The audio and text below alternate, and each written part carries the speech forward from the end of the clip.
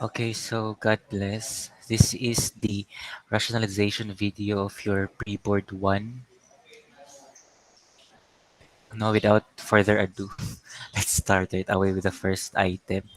Especially because I already taught you re- about some strategies or methods that you can use in answering a multiple choice test in the previous rationalization video. So I think there's no need for me to repeat all of those para ani. So, diretso na ta sa first item. Wait, be sharing to you my screen. Mm. So, the first item for your pre-board one, let's read the statement. An act known as the Philippine Teachers Professionalization Act of 1994. No, so, if you have watched the previous rationalization video, sige na kog balik-balik kung saan siya nga Republic Act. Kani siya nga Republic Act is the Republic Act 7836 or the Philippine Teachers Professionalization Act of 1994. Therefore, the correct answer for this item would be the second option. Ano ang second option man? How about ang first option which is ang Republic Act 8736? Unsa day ni siya? Kaya na may nag-answer direct tulo ka buok o. Ato ang i-check unsa ni nga Republic Act nasa option number 1. Hmm.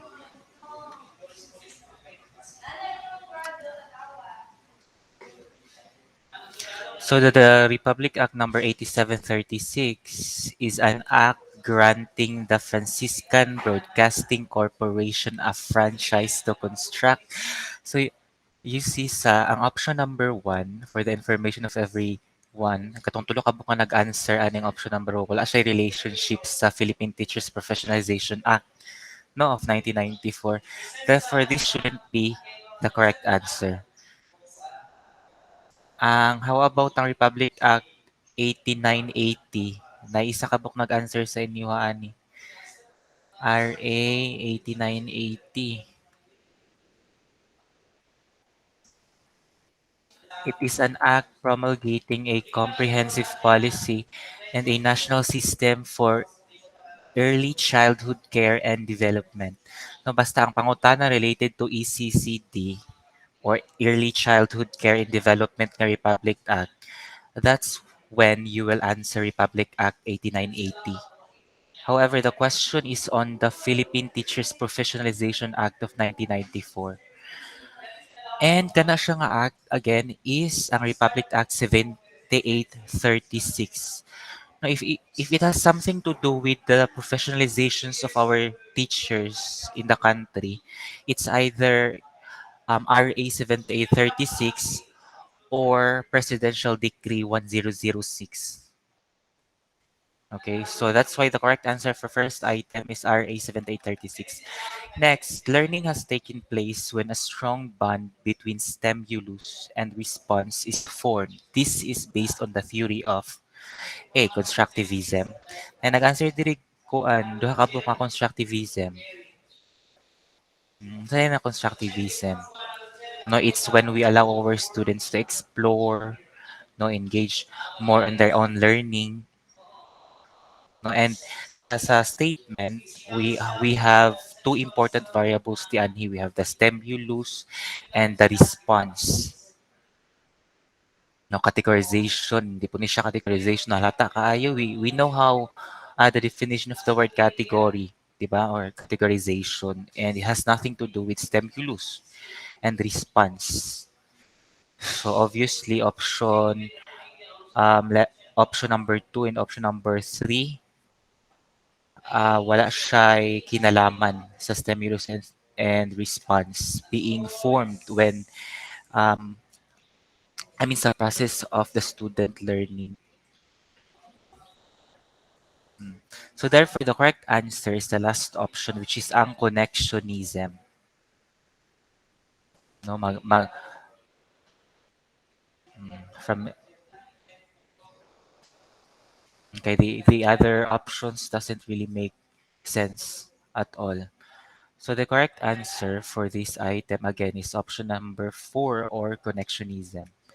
Next, according to Osobel, one of the ways to strengthen the student's cognitive structure is by using an instructional tool called A. Cross-referencing, B. Spiral approach, D. Advanced organizer, C. Narrative. No, sorry, what we mean when we say cross-referencing? Hmm. We make use of multiple resources that we can include in the teaching and learning process. However, that's not actually the target of Osobel's theory. No, ang instructional tool na promote ni Osobel. If we are going to look at all of the options given sa statement nga instructional tool atong gigamit ay atong gipanita, which among the choices or the options man ang nag-istorya o I mean nag og instructional tool is cross-referencing a tool, is spiral approach a tool. These are spiral approach is actually a kind of curriculum. No, if you have watched the other rationalization video where I discuss a bit about spiral approach or spiral curriculum, you will understand that this is not the tool that we are looking for in here. How about narrative? Now, is this an instructional tool? Now, this is also a kind of style in teaching English language, perhaps, or other forms of subject areas wherein um, on the practice, nasa mismo nga teacher. So, perhaps we can identify this as style or a methodology to be done by the teacher, but this is not the tool that we meant when we say when we talk about Osobel. No, so the correct answer for this item is option number 3, advanced organizer. No, basta si Osobel gali na siya din ang pangutana regarding sa instructional tool gi-propose ni Osobel for the betterment of the student's cognitive structure.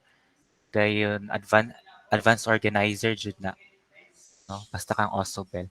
Anyway, halata kay sa katanan sa options o ang na-check na-check tayo option number 3 which is ang advanced organizer. So mura siya nahimong bonus na siya hint. Naraghapon nag-answer og spiral approach. I think ikasagatos na ko nagibalik-balik sa inyo ang spiral approach even during our Eduk 107 class. I believe we talked about spiral progression approach in the science curriculum. No, one of our special topics in Eduk 107. And sa previous rationalization po, ako po nang gibalik-balik kung sa spiral approach. Dayon, danhin na, hapon nag-answer og kuan. Ani niya, bisag dili mao ang gipanita. And again, I would like to remind you of the strategy or the methods that you can use in answering a multiple choice test. Now, you can make use of a Carl method again.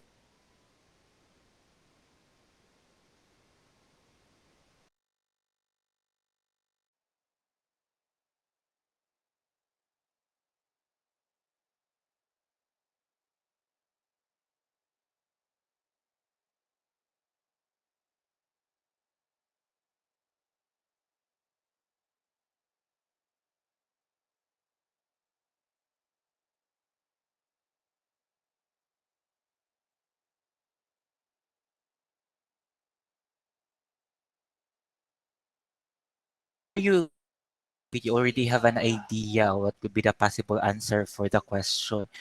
And so therefore, you will start checking now the options. Then upon checking the options, you will do removal. And again, the purpose for that is to increase the probability of you getting the correct answer. Okay, if you do not do removal or elimination and the options will be a total of 4. No, therefore, 100% divided by 4, you'll only have 25% chance of getting the correct answer. Whereas, if you do removal or elimination, say for example, you eliminate 2 options, then there will be, of course, another 2 remaining kuan, options. So therefore, instead of 25% probability of you getting the correct answer, you will be now having 50% chance of getting the correct answer. So, taas na siya probability. Now, so that's the purpose of you doing removal or elimination in a multiple choice test.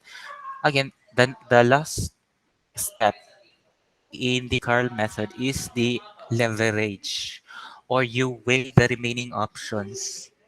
No, how do you weigh the remaining options? You weigh the remaining options by um, underlining the variables or the concepts involved in the questions, then encircling what exactly is being asked, no, and then you weigh which among the remaining options ang mas best nga nagsuit sa kuan pangutana. That's how you answer a multiple choice test. You do not do guessing, power of C, power of D, power of B, power of A. That's not how it works. The multiple choice test is a standardized test for a reason. No, nana siya yung mga proper procedure in the construction of MC test. So dili gina mo effect ninyong mga power of C. Next question. Thorndike's law of effective states that a connection between stimulus and response is strengthened when the consequence is A, repeated. Na, unsa man ning Thorndike's law of effect. Now let's review Thorndike's law of effect.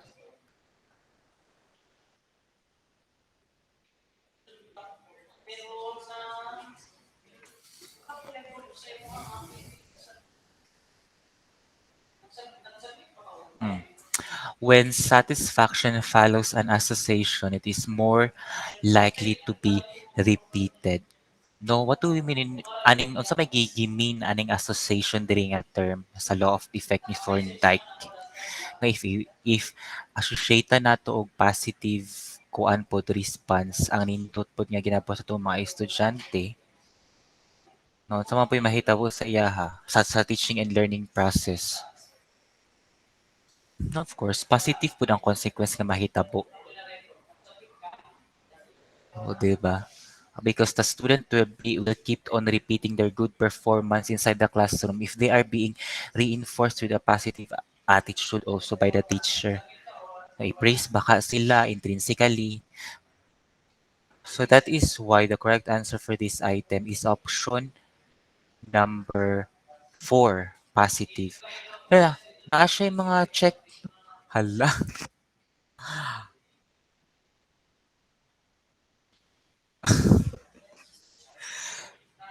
So you see, this preboard is actually very easy. No? Na ay mga hint ng options. Oh my God. And wala rin yung pinaka-perfect. Hala nga, ano man dahil hindi ay. Oh, naa siya yung mga check ng options na correct.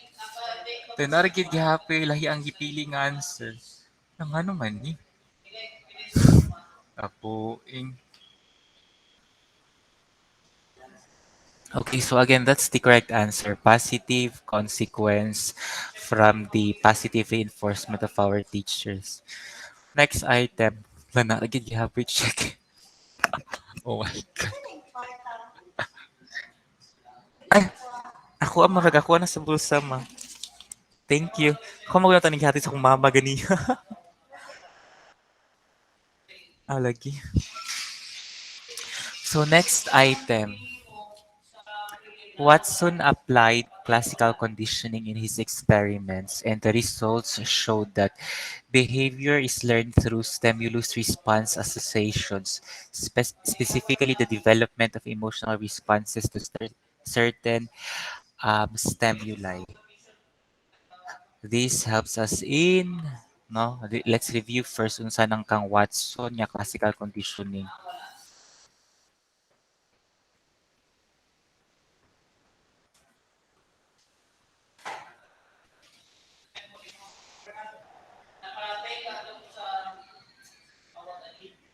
Mm. Everything from speech to emotional responses was simply patterns of stimulus and response daw. No, which among the options best suit to that statement regarding Watson's classical conditioning? No, in relation to Kang Pavlov. Is it A, understanding fears, phobias, and love? B, interpreting reflexes as emotions. C, connecting observable behavior to stimulus. D, understanding the role of overt behavior. So obviously, no, if we do removal or elimination in our options, we eliminate option number two and option number four because these are actually the opposite of the classical conditioning proposed by Watson and Pavlov. How about option number three, connecting observable behavior to stimulus? Hmm.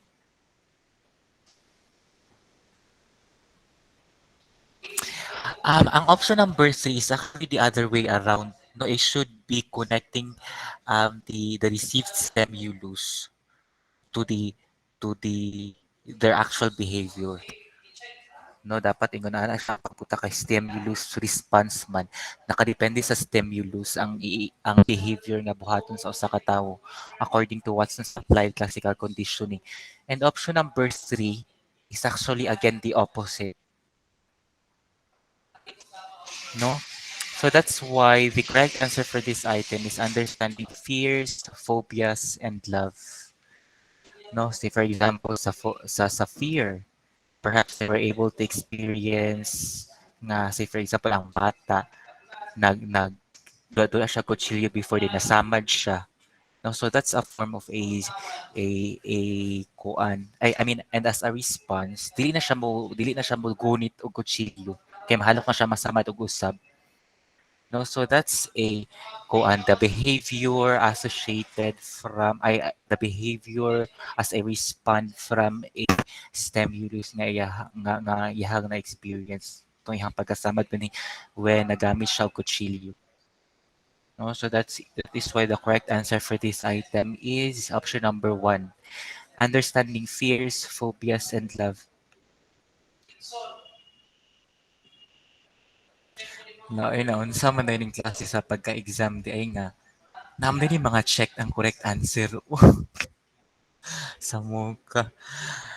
Next item, Skinner is known for his theory based upon the notion that learning is a result of change in overt behavior, meaning an individual responds to events that occur in the environment. This theory came to be known as A. Operant conditioning, B. Stimulus response associations. Kaning sa stimulus response association, kani kang kuani kang Pavlov on his classical conditioning. So obviously, si Skinner man natong gimension sa question or sa item, for the classical conditioning or the stimulus response association should have nothing to do with this.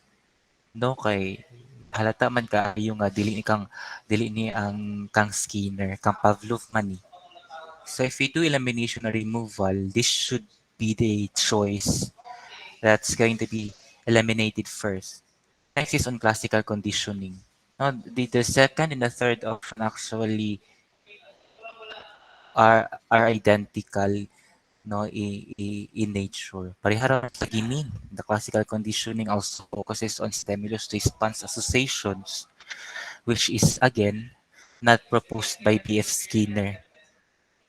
So these are not the correct answer. The connectionism also dili po ni siya mao. The connectionism katong atong gi-mention kay ganiha regarding the it's when the learning has taken place when a strong bond between stimulus and response is formed. No, so they have almost um, related meaning with the classical conditioning also proposed by Pavlov. So that's why the correct answer for this item is the operant conditioning by B.F. Skinner. Next item, the leading proponent of social theory is Bandura. He believed that a behavior can influence both the environment and the person. B. Learning stays with the individuals until needed.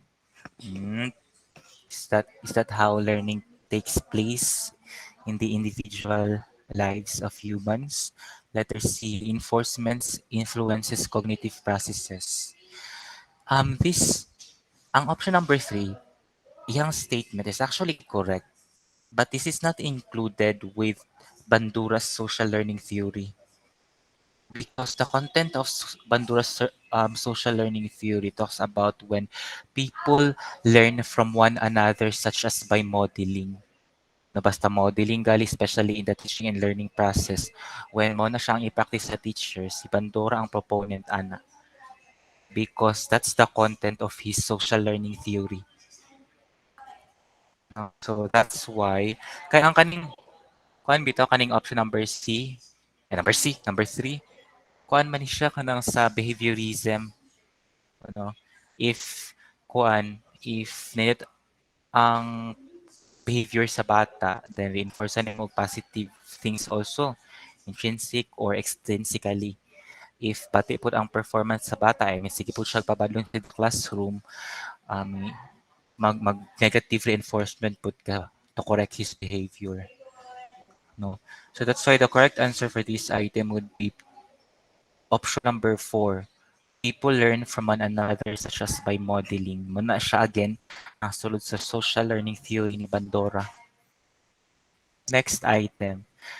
Should a teacher involve her or his students in planning the instructional objectives before starting a lesson? Now, if you, of course, you were in many professional education courses already and you did tons of teaching demonstration activities and you should be aware already about this. Nga, it's really important for us to communicate our instructional objectives before we officially start our lesson of the day. Now, this is in order for our students to have an idea what are the things that they are expected to learn at the end of this specific lesson. Therefore, the answer for this item should be yes. Now, which among the choices agreed no to the statement? It's only option number one and option number three. Therefore, option number four should first be eliminated. No, kay sila man ang nag-no. And it's very unfortunate for those students who answered no. No, it simply shows na despite the number of teaching demonstrations you had in your professional education courses, wala ra gyapon nasulod sa inyong utok. No, wala gyapon nasulod sa huna-huna ang importansya of sharing the instructional objectives to your students before you officially start the lesson. May butang na ninyo sa inyong huna-huna, murag ma-remind man po sa atong mga kaagi ani sa IDOC 107 in recasting student learning objectives, for example. No, nagsige balik-balik nga dili magamit og to know, to understand because those are not specific, those are not measurable. For sure, dili siya smart learning objective if you make use of those verbs in constructing learning outcomes. And pagka next submission, natin gihapon mag-submit og ingon ato. So makita ninyo ka unsa kagahi inyong utok no nga ikapila na ibalik-balik og istorya. The same thing with this item it really shows nga wa gyud ning sulod sa inyong utok when in terms of kuan delivering instructions sa mga estudyante. Anong maingon man tag no. Ikapila na siya ginabalik-balik sa inyong prof ed courses. Nga, yes, you have to share the student learning outcomes before you officially start your lessons sa inyong mga klase. No, and it's sad. No, sad kasi sa tanan nga, naragigihaboy mag-answer og no. It should be yes, because with shared learning objectives, they become self-motivated. Self-motivated sila and dili lang ikaw as a teacher ang maningkamot nga imong mga estudyante ma-reach ng mga specific student learning outcomes. But sila also, they will be doing self-motivation and self-assessment if na-reach nila at the end of the lesson ang imuhang gi-share nga learning objectives. That's the purpose of that. No, it's almost the same thing also with any performance task or activities. Mo nang natay rubric also. And ang rubric should also first be communicated sa itong mga estudyante. No, before or after before the actual submissions of any outpost natong ihatag sa ilaha. Tapos lang i-communicate para kabalo sila where exactly ang ilang i-target sa ilang mga outputs and performances. No, and it's the same thing with kuan, instructional objectives. You have to take note of that. Yung mga fourth year na mo. Magnganga na lang mag-teaching demonstration na. Sa tuwa pa sa inyong mga teaching demonstration before, diretso lang mo sa inyong mga topic siguro, no? Wala niyo ipang introduce ang mga lesson, ay ang mga instructional objectives sa mga estudyante. Kasi pwede ay na. Na ako'y cooperating teacher ninyo or kuan, supervising teacher. Papaundangon ta mo diretso, pumasugod og teaching demonstration. Ka-basic na ana nga ako ano, then nalagi mag-answer og no, dili i-share. Naunsa. Next item, teacher A aims to develop critical and creative thinking among her students. She should try using what? Hmm. Is it declarative statements? Obviously. No, how are we going to have a critically think if mga declarative statements? Those are not questions actually, which will cater critical and creative thinking among our students. No, moratag na nga sala. No, moratag nag-istorya og mere fact. No, without having to ask them about their responses. So obviously, number one is incorrect. How about ang number two, convergent questions? What's sa itong giving ani convergent questions? No, ang convergent questions are kind of questions nga usually ang ginagamit dito ka ng what, which is ang possible answer lang niya is isa. So, isa lang iyang possible question and there's no other explanation after that. Naman na siya ang convergent question. Say for example, what is the chemical symbol of the element oxygen? Unsa may symbol sa element ng oxygen? Diba? O. No, so ilang i-respond ra pud ana by making use of a convergent question is O. Ma'am, the answer is O. Without having to critically or creatively think why O ang oxygen, ang symbol sa oxygen. So, muna siyang example sa convergent questions which does not cater critical or creative thinking at all. So, therefore, option number two is also not the correct answer. How about option number three, divergent questions?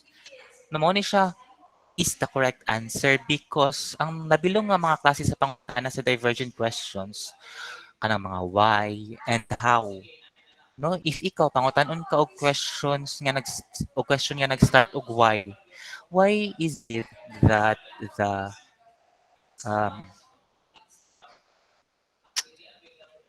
um why is it that the ocean is blue? Mga ina na mga explain mga pangutan wherein kanang dili siya mahatagan og respond nga isa lang ka buok, no, one word responses lang nga nga kuan tubag sa pangutana. No, it will allow the students to critically and creatively think of an answer ana nga pangutana. So that's why the correct answer for this item is option number three, divergent questions. Divergent or diverse. No, any idea that will come up to their minds. No, as long as they can defend their answer. And just for as long as it shows in their answers their effort no to critically and creatively think of a possible answer sa question nga mga pangutana. So that's the divergent questions. Again, the questions nga itong gamiton diri are questions such as mga questions nga nag-start sa how and why. No? We allow our students to share their ideas. Next question. Lesson objectives must be aligned with the aims of education as the aim of the Philippine Constitution and should be stated in the course syllabus. What is the reason for this? Another very basic question if you are a teacher education student. Option number one, to learn more about the constitution of our country. Is that it? Is that the purpose of why we should be aligning our learning objectives to the aims of education? Para makatunta more about the constitution? Is that the focus of being a teacher? Or is that a focus of those who are an aspiring lawyers? Now, it's also very important that we sa atong constitution, but it's not really the target of teacher education to be an expert of the constitution. No, perhaps ato lang i-relate siya siguro sa constitution but not into aiming to learn more about the constitution. Kaya siya mo ang main point nga nung we have to align learning outcomes to the aims of education. Next is to next option to develop mission inspired citizens. Is mo ba na siya ang mo ba siya ang core of aligning our LOs sa aims of education, you know, to develop mission inspired citizens. How about the on the cognitive areas of development among our citizens? No, wala niya na-mention. Nag-focus na siya entirely sa mission. So therefore, letter B or option number two, although statement is another positive statement, it's still not kuan. It's not suitable, with the answer that we are looking for the kuan sa pangutana. Next item, to facilitate a faster and better learning. No, what do you mean when you say faster? No? And better learning. How about kuan? In lower grades in the primary grade levels, should we go on a faster pace in the teaching and learning process for our students without considering their grade levels? How about grade 1, 2, and 3? Are we going to practice faster phase in teaching concepts or in giving activities to our students? And how is it related to the connectivity of the lesson objectives sa aims of education? Such a relationship. Actually, if we are going to analyze the option number three, it's it ap- no, it appears to be somehow negative. No, negative siya in the actual teaching and learning process because magaling nang we have to do lesson planning. No, to plan not just the concepts or the content knowledge that we can teach to our students, but also the feasibility, no, or the availability ay the amount of time allotted per lesson dapat nakaplano na siya tanan nga dapat mag-fit jud nga given time ang whole lesson including the activities nga atong ihatag. So therefore, since naka-plan naman siya, the process of teaching our students should not go on a faster pace. Diba?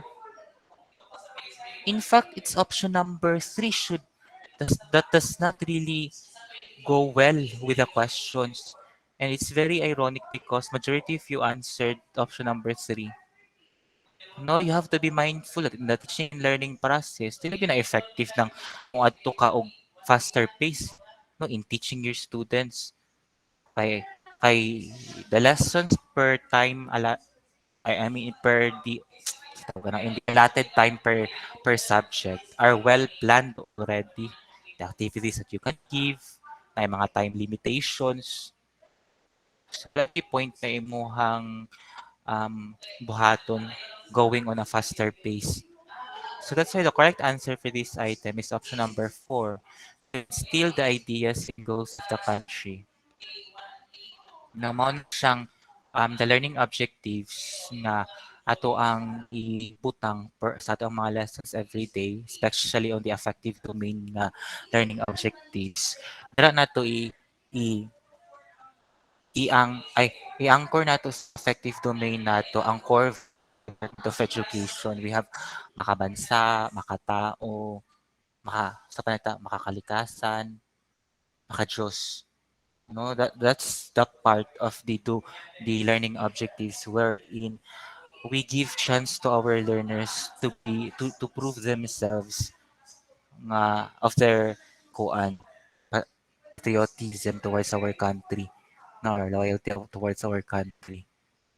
Pero I think dila na ako sumpayan. Saka the correct answer again is option number 4, to instill the ideas and goals of the country. Next item, read this dialogue. Wait, di siya makuan. Ato.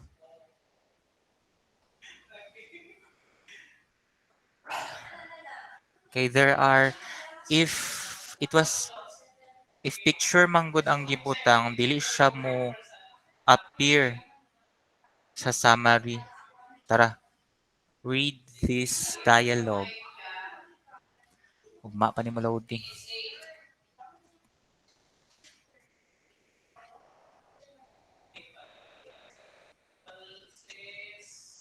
Na, unsan na internet pa ni?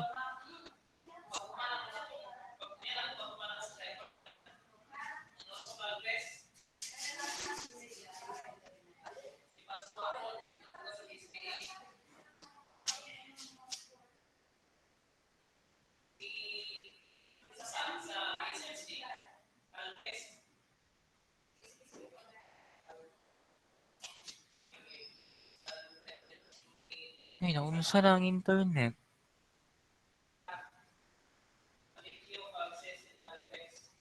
Na,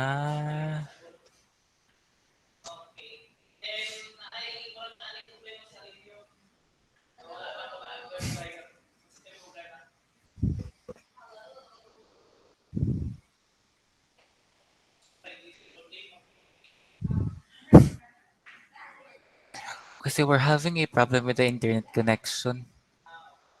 Dili niya ma-load ang picture on regarding the dialogue yan sa item. However, the options are very comprehensive and I can see that inyong answers are very diverse. Na nag-answer of option number 1, na nag-answer number 2, number 3, and number 4. However, let's read the first lang sa the first option states that objectives provides guides on questioning techniques. Naitulo ka pag tag-answer aning option. Provide guides daw on questioning techniques. Ano? Actually, when we talked about learning objectives or specific objectives, ang purpose should ana is to make the lesson, the entirety of the lesson focused. Dili siya, dili lang entirely based on um the the questioning techniques nga gamiton sa teacher, no? Sa objectives po naka-anchored ang ato ang mga assessment tools or assessment activities nga ihatag sa atong mga estudyante para klaro, no, para specific jud ung unsa ang makatunan nila at the end of the lesson. So dili lang siya sa art of questioning ang ginagamit sa teacher, no? So therefore option number 1 is also incorrect. Wait, hinay bang ano eh?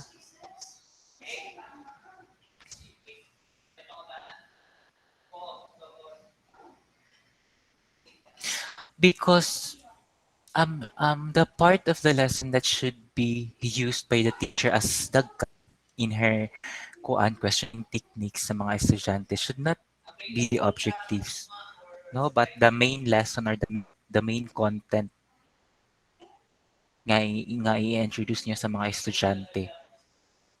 The main purpose should of the specific objectives is to make the lesson become more focused.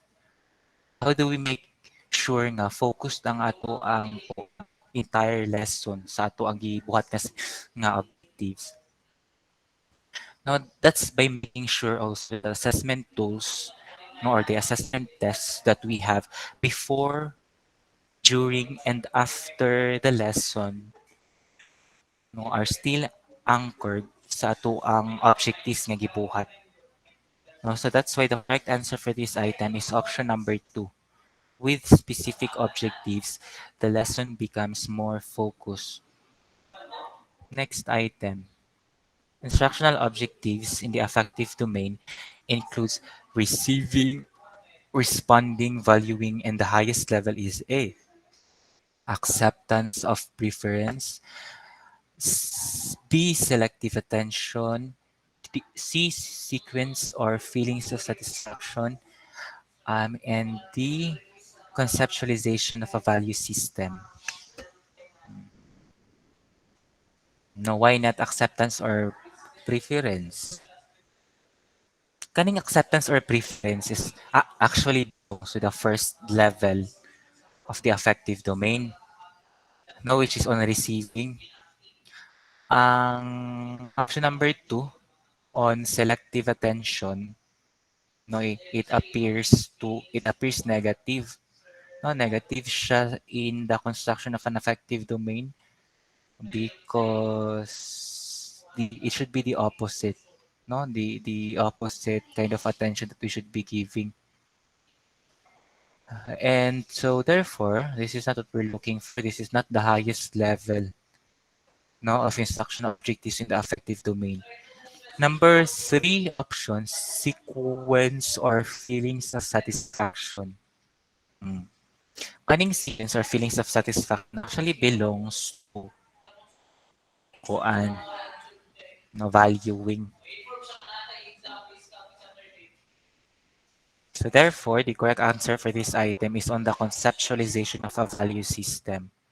No, that's already the sign na you are able to effectively reach the learning objectives that belongs to the affective domain anang a particular lesson if you are able to establish a value system from the activity anchored anang a specific learning objective, no, specific affective learning objective. So that's why the correct answer for this item is letter D or option number 4. Wala, grabe mo dinig ko, Andy. Ay, una, mga check ang mga correct answer. Next item, one of the principles of learning states that learning is emotional as well as intellectual. Give your interpretation. Number 1, internalization of ideas result to better learning.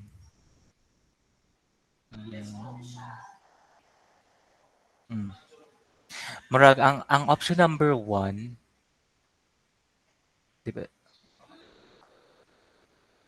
kuan lang siya, nabilong lang siya sa intellectual type of learning, no?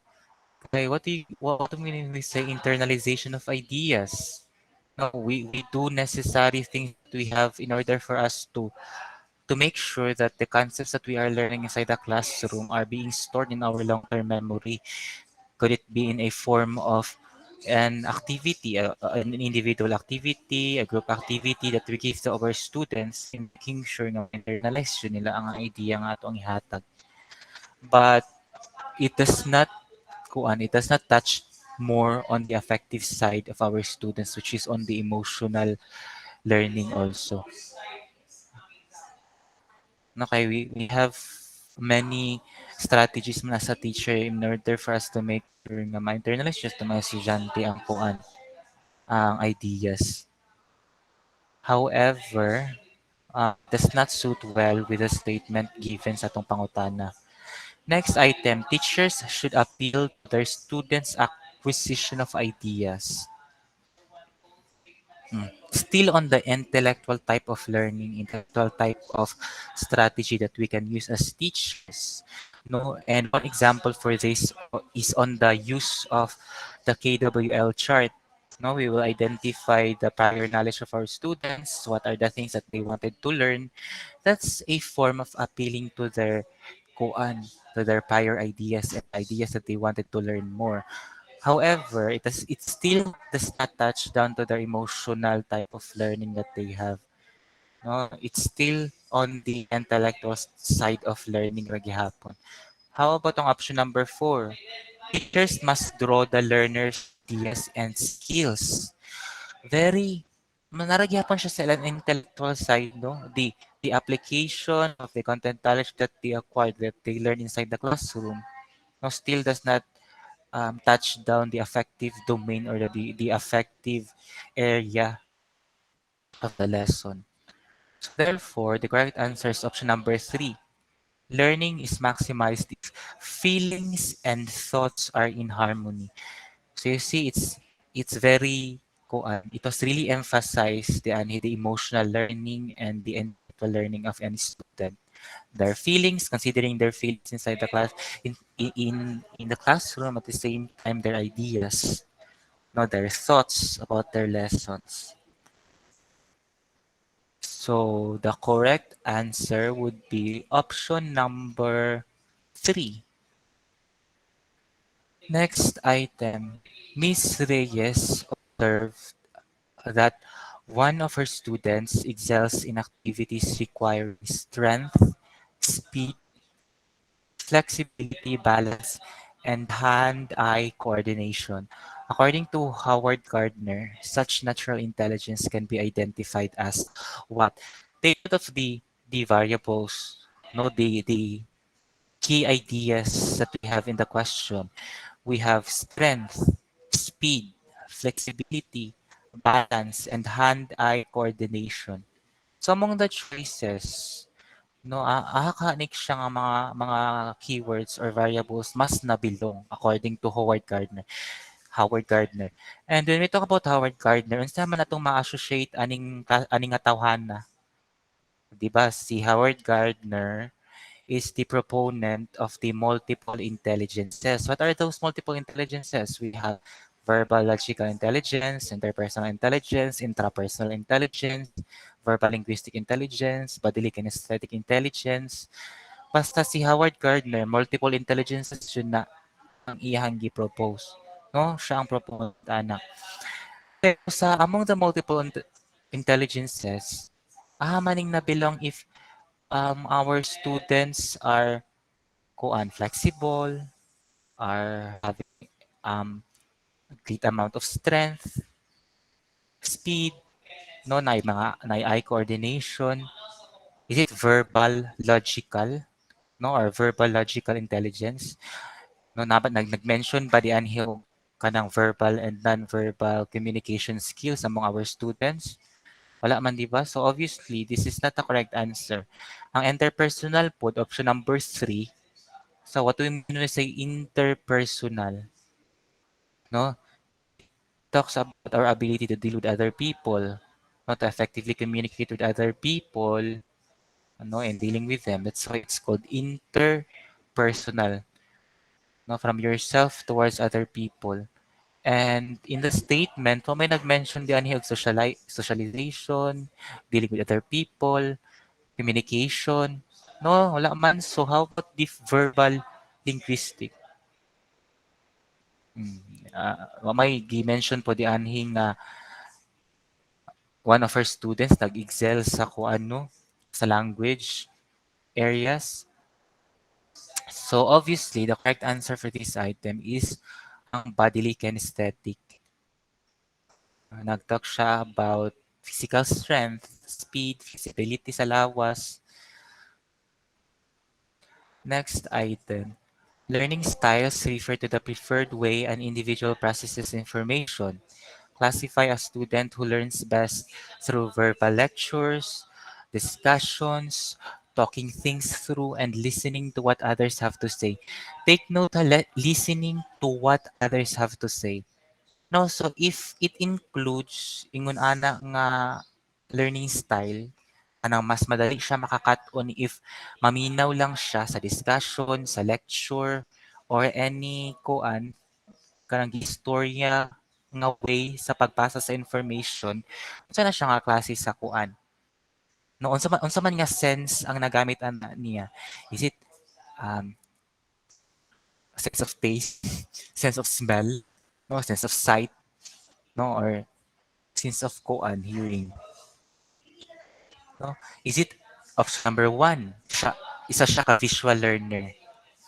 Ay nag-answer og tulo bida and it's very alarming. From the from the given examples they are, or the keywords that we have, verbal lectures, discussions, talking things through, and listening. Noon sa day nga sense ang na-highlight ani nga klase sa mga activities sa teacher. Sa mga unsa nga sense ang na-highlight ani nga klase sa style sa pagtudlo. Oh, dili siya visual learning, no? It's actually more on auditory learning. No, kay naminaw man siya ang sense nga nagamit yun niya on top of any other senses kay ang iyang ability to listen or to hear. Dira siya mas makakadon, which means nga kana siya kasi estudyante is an auditory learner, no? So that's why the correct answer for this item is letter B. Next, identify the ninth intelligence, which is described as the ability to seek connections involving one's place in the family, school community, and role in the world. They ask, why are we here? This intelligence is termed as a naturalist. Naturalist pa na? No, when we came to Kuan, when we believe na we have to exist first before we find the meaning of our lives, no, or we'll find the meaning of our life, no, as a human being. So unsa na siya nga intelligence, na siya na bilong. Mhm. Is it intrapersonal, interpersonal? Unsa na yung intrapersonal?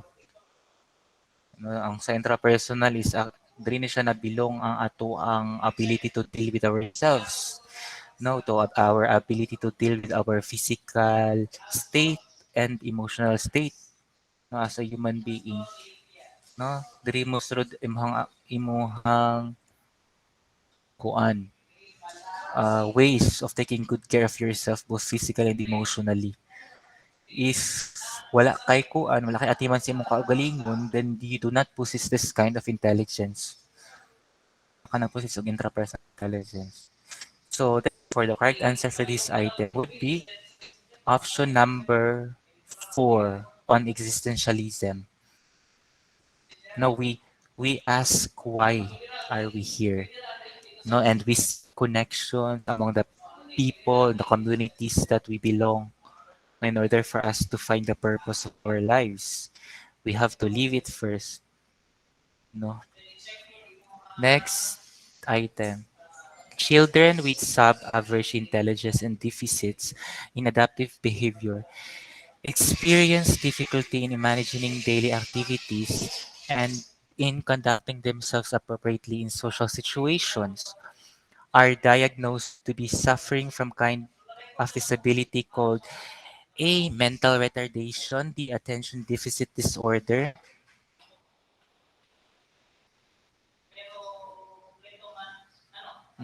or emotional disorder, health impairment. So which one is the correct answer? So obviously, with the given situation, dili lang siya nag-focus on emotional area, no, or emotional deficit of a particular child. So therefore, option number 3 should first be eliminated. Option number 4, health impairment. We take note na nag-answer og health impairment. We have to reread again the keywords, the examples given in here. We have adaptive behavior, experience difficulty in managing daily activities. No, difficulty in managing daily activities. This also includes their ability to deal with other people in a social situation. So, I don't understand, nag-answer of health impairment. Dapat ay gi-mention sa situation related to health, no? No problems with the health of our student, wala man siguro, di ba? No, we are talking about the intelligence and their deficits in adaptive behavior. Dili sila dali-dali maka-adapt, no, na sila makakaugalingong kalibutan. That's another example. No, in even in managing daily activities, simple activities such as brushing their teeth, no, taking a bath on their own, eating on their own, those very basic things in our daily activities in life. Mo lang mga area nga naglisod sila most of the time. No, unsa na siya nga kas disability. It's actually a form of mental retardation. No, dili siya attention deficit disorder. Kay ang situation hatag di anhi makay dili man on the lack of attention given to the child or the student, wala man dadto. Mo lang nag-seek sila og more attention sa teacher sa ilang ginikanan. Dili man nila na situation ang gihatag sa pangutana. So obviously that's not the correct answer. The correct answer again is number one. Option number one on mental retardation. Next item. Difficulty in focusing and maintaining attention coupled with recurrent hyperactive and impulsive behavior. Observe difficulties of children manifesting a kind of difficulty known as blank. O take note, attention coupled with recurrent hyperactive and impulsive behavior. No, which among the choices talks about kuan man? No, attention-seeking behaviors or activities. And once mo sila provided og enough attention, no, na mag-resort sila into hyperactive activities or behavior, impulsive behavior. Is it autism? Is it dyslexia? What do you mean when we say dyslexia? No, these are individuals who are having difficulty in dealing with words, no, in letters. So obviously that's not what we're looking for. Next is on sensory impairment. No, our is situation given mentioning about a student having a problem with one of his or her senses. No, wala man siguro, di ba? So that's why the correct answer for this item is on the attention deficit hyperactivity disorder or ADHD. No, and it's very common. Natay mga estudyante sometimes nga na ADHD, although they're not properly diagnosed, but they possess symptoms such as mentioned sa question. So again, the correct answer is on ADHD, which is option number 4. Next item, who is a major contributor in the development of the behaviorist theory? Ano sa man? Is it Vygotsky, Pavlov? Kinsa man si Vygotsky? It's on the constructivist theory. Si Pavlov, si Pavlov ang correct answer on the behaviorist theory. Si Erikson is on the psychosocial development, pa na siguro. Si Erikson.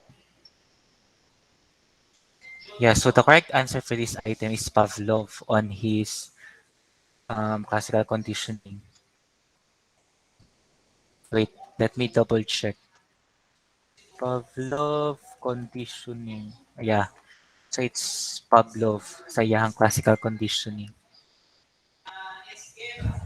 No, kanang mag-provide po taog ka ng mga rewards. Say for example, sa mga nindot nga ay sa mga performance to mga estudyante, sila mga behavior. No, we provide positive reinforcements if our students are behaving properly inside the classroom. We also give them negative or punishments as a kind of reinforcement for those students who are behaving poorly sa klase, no, mga pabuyag. So those are the examples for the behaviorism theory or the behaviorist theory by Pavlov.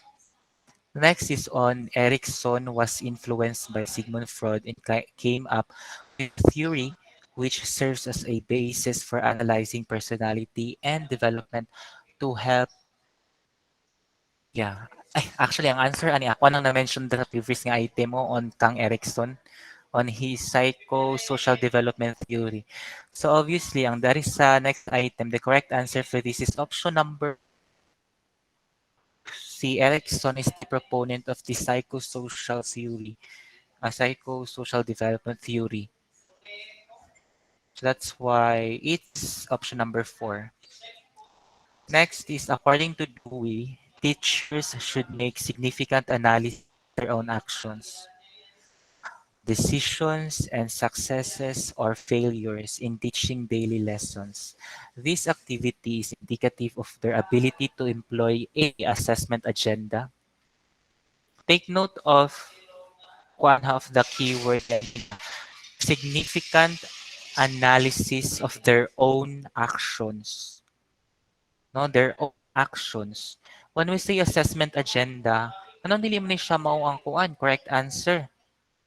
It's not actually the correct answer because it pertains to the plan of the teacher to make use of an appropriate tools for his or her class, which of course is anchored from the learning objectives. Muna na siya assessment agenda. No, paano siya nga particular assessment na ako ang gamitin in order to achieve the necessary to attain this particular learning objective. But that's not what we're looking for. Now, if we want our teachers to reflect, to analyze their own actions. Next is on experiential teaching. No, it relates also to Dewey, ang experiential teaching. However, again, ang ato ang gi-underline diri nga variable is on the significant analysis of our teachers' own actions. To ka na makabalo ato mga teachers how to analyze pa ilang ilang bitang i-assess ilang kaugalingong performance as a teacher. When we say experiential teaching manggod, mo ni siya ang kasi sa pagtudlo. We allow our students to be engaged more in the teaching and learning process. No, we allow them to explore their own learning. And as a teacher, we are there to facilitate, no, to correct them with the misconceptions that are developing sa ilaha. However, that's not what we're looking for. No, so that's why experiential teaching is still not the correct answer. Next is on procedural knowledge. So na yung procedural knowledge? No, um, kuan siguro, it actually talks about the kanang nahibalaan ba sa teacher on which among the lessons should comes first.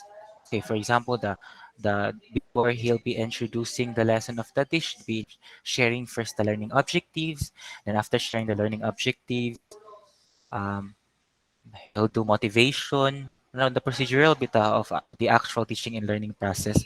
However, again, that's not what we are looking for. No, so that's why the correct answer for this item is on reflective teaching. No, the each teachers should know um reflective teaching or to reflect with sa ilang kaugalingong actions. Because reflective teaching is also helpful, especially in formative assessments.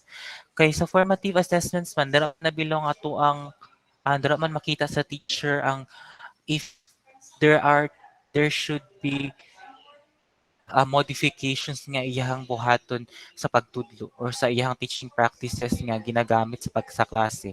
See for example, pag quiz niya after sa iyahang gamay nga lecture or lesson, nakita niya nga wala wala nakapasar ang mga estudyante, daghan kay ano bagsak sa iyahang mini quiz.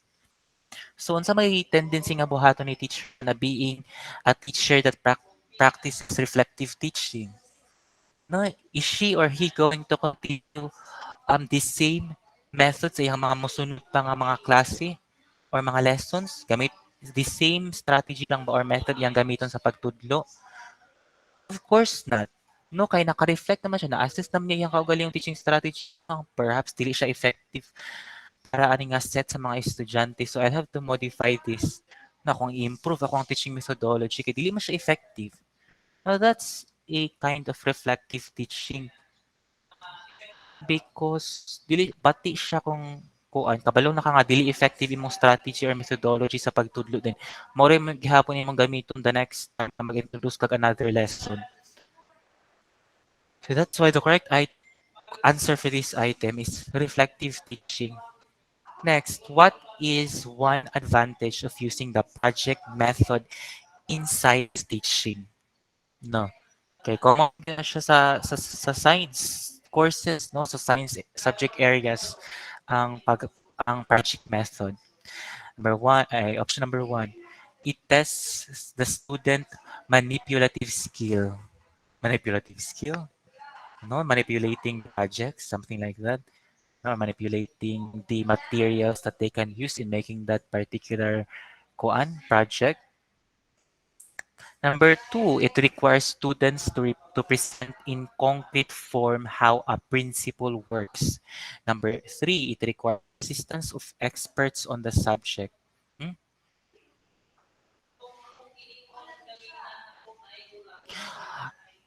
Walay point ang option number three. Although, yes, it's correct that sometimes the students who are having problem with their projects in sciences would often ask for assistance or ideas from experts. However, that's if they have already learned the content knowledge for that specific project, then there's no need for them to ask for assistance from the experts. After all, the teacher who gave them that project is the expert himself, not herself. And I'm sure nga, before siya naghatag ng klase sa project, iyan na siyang gipasabot sa inyuha, no, sa klase. Kinsa man nga klase sa mga teacher ang magkuan sa inyuha. No, maghatag lang og project nga wala gipasabot sa inyuha. Ah, diba? So sa option number three does not make sense at all. Number four, it develops high-level thinking and learning, which is correct. Because no, we allow our students to touch their creative side, their ability to critically think by making an output. However, that's not the main purpose or the main advantage of a project method, Mangko. Now, the point of giving our student projects, especially in science teaching, is that it allows our student to present whatever it is that they learned in a concrete form, no, on how a principle works, something like that. So the correct answer for this item is that option number two. It requires students to present in concrete form how a principle works.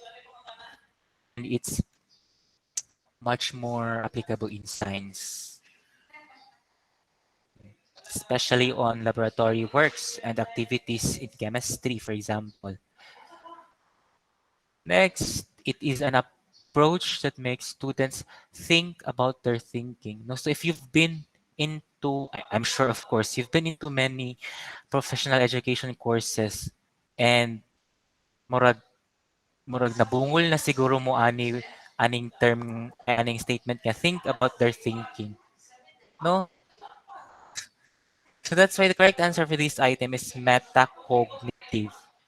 Because etymologically speaking, metacognition is defined as think about their thinking. Naragihapi wala naka-answer.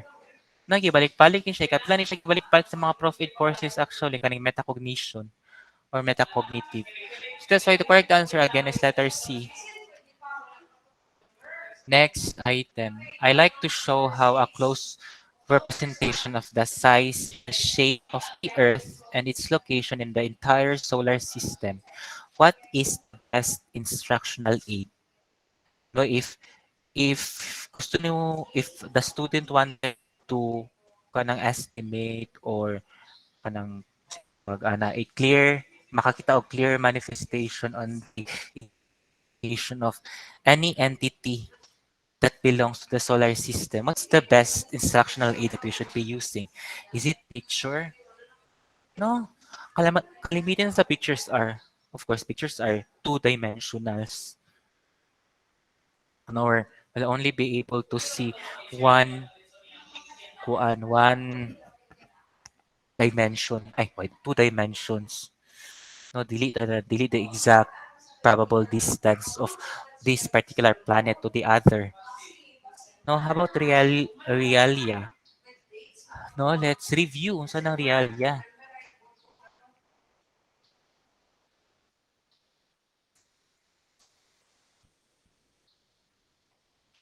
Mm. These are real life objects that enable children to make connections with their own lives. No, if it has something to do with their ability to connect that particular instructional aid to their personal lives, then that's when we choose Realia. Next is on films. Is this still a kuan? Is this the best instructional aid that we can use in estimating the kuan, the distance between one entity in our solar system to the other? No, no. That's why the correct answer for this item is models. Now, we make a model of the entire solar system to somewhat see which, say for example, what planets came first from the from the sun before the Earth and planet. No, so that's why the correct answer again is option number two on models. Actually, mga check ang correct na answer. Next item. The best way to assess learning is to use real life situations, objects, in materials existing in the environment. Hence, teachers are encouraged to use rating scale. What do you mean when we say rating scale? Okay. No, we only from an observation we make use of a checklist. No, then we rate that particular thing that we're observing according to specific criteria, no, or specific criterion. And in this situation, we are making use of an assessing or as an assessment that makes use of our real life situations, objects, and materials that exist in our students' environment. So therefore, option number one isn't possible, isn't correct. How about option number two, paper and pencil test? Hala, na nag-answer og tulo ka buok. Paper and pencil test?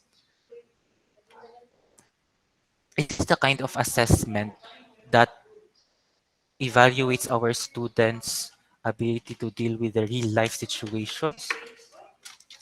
Ha, ang paper and pencil test? Na ito lang nag-answer. No? And how about contextualization? Because one of the statements that we have is on making use of objects and materials that exist in our environment. And this basically talks about contextualization, making use of our students' senses and experiences as an example sa ato ang klase. And if we make use of that, are all of those a type of assessment that's paper and pencil that makes use of a paper and pencil test?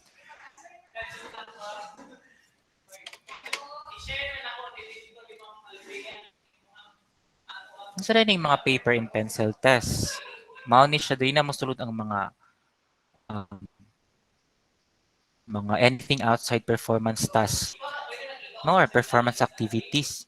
Therefore, this is actually the complete opposite of what we're looking for. No, baliktad ni itong gipanita.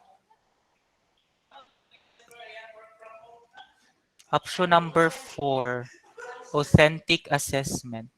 This is what we are looking for.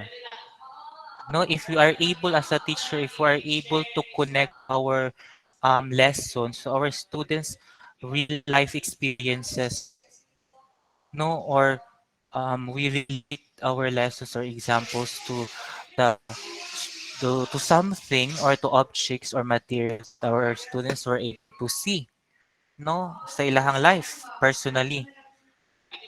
Therefore, diri na mabilong ang kuan ng mga performance tasks. Or in say for example, simulation. No, they will be simulating a particular situation yung ihatag sa teacher wherein so that they'll be able to know what they'll be doing once mahitabo gini sa ilaha in real life. Say for example, an earthquake. No, perhaps na simulation activity nga buhaton ang teacher on what the things that they will be doing in case na mahitabo nga earthquake. No, those are an example of an authentic assessment. That is why mo na siya ang correct answer. Next, an appropriate assessment tool for assessing the development of learning in the affective domain is through A. Reading of journal entries. B. Performance assessment. D. Product assessment. And I see product assessment. D. Self-assessment. Which among these assessment task man or activities ang ikuan ang touch sa affective domain sa mga estudyante? Let's start with self-assessment. No, it's also possible. No, but it still belongs to the cognitive domain. Raman gihapon, no? To for our students to assess their own performances whether they really attain the expected learning outcome at the end of the lesson. No, how about the third option, product assessment? No, agyapon siya sa project method that requires an output, no? Which belongs to the psychomotor domain. Sa psychomotor ni siya, ng product assessment, an assessment that requires an output. And take note that we are looking for an assessment tool that we can use in order to assess our students kuan in the affective domain. So dili magyapon siya. How about ang performance assessment? No, ang sa performance assessment diri na bilong ra gihapon sa cognitive and psychomotor domain ra gihapon. No, ang sa performance assessment siya nag-touch ra gihapon sa affective domain. So that's why the correct answer is on reading journal in entries. Makita man nato di anhi sa mga sinulat sila sa mga estudyante sa ilang journal entry, the things that they feel regarding the lessons introduced to them and how they applied it or relate it to their personal lives. That's the purpose of all of the learning objectives that belong to the affective domain. So maunang I would like to again re-emphasize that in constructing learning outcomes, we have to consider three domains. We have to consider the cognitive, the psychomotor, and the affective domains in constructing learning outcomes.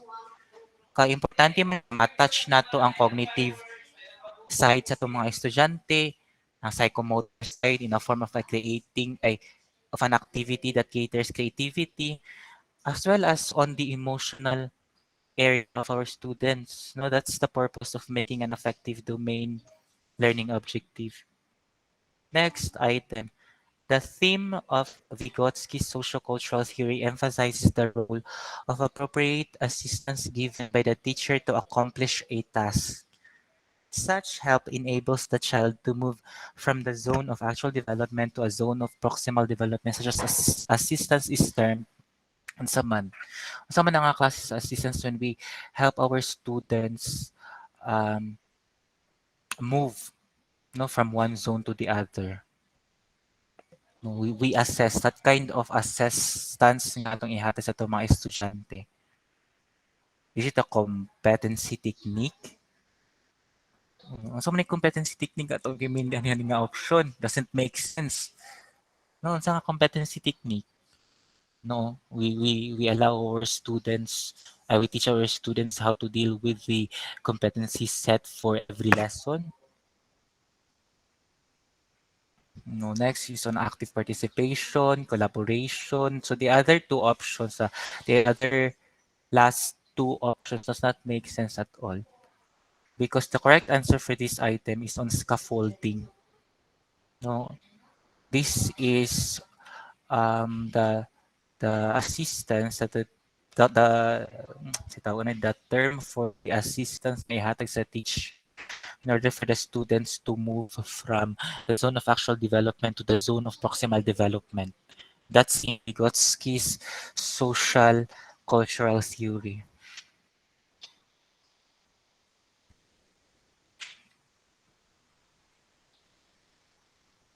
Next, the heroism of Jose Rizal exemplifies Kohlberg's theory of moral development, which is Rizal's characteristics.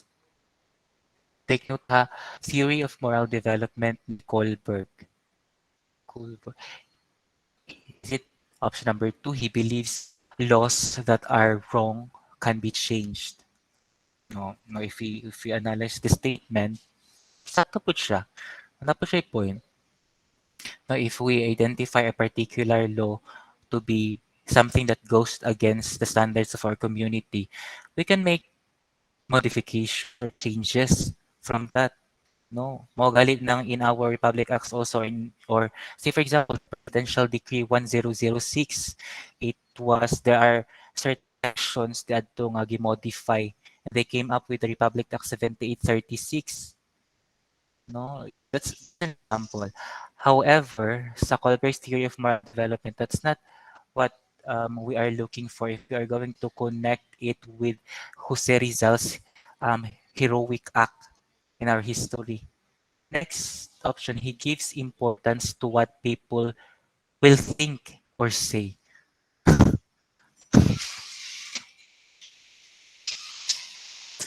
So the third option, though, this is what most people usually do, but it has nothing to do with moral development, no? Um, dili siya directly related to it. Wala siya nag-deal og okay na siguro gisumpayan niya, gibutangan niya og statement regarding on how sa niya pag-deal ning mga gipang istorya sa other tao sa other people, no? Ipakita on kung an iyahang assessment or evaluation if sakto ba ang iyahang i-respond or dili. So that's why option number is incorrect. Option number four, he is motivated to act by the benefit he gets later. So it's a statement. It's negative. Mura bitag, ang pagka-develop sa iyahang moral principles or characters nag-revolve lang around sa benefit, no, or sa price nga makuha in sa iyahang sa possible action niya iyang buhaton, which is not the highlight of Kohlberg's theory of moral development. So that's why the correct answer is option number one. He possesses moral responsibility to make societal changes regardless of consequences of oneself. No, he's accountable sa iyahang actions. It doesn't matter if ang consequence is will do him any good or will do him something bad. No? So that's why the correct answer is option number one. Next item.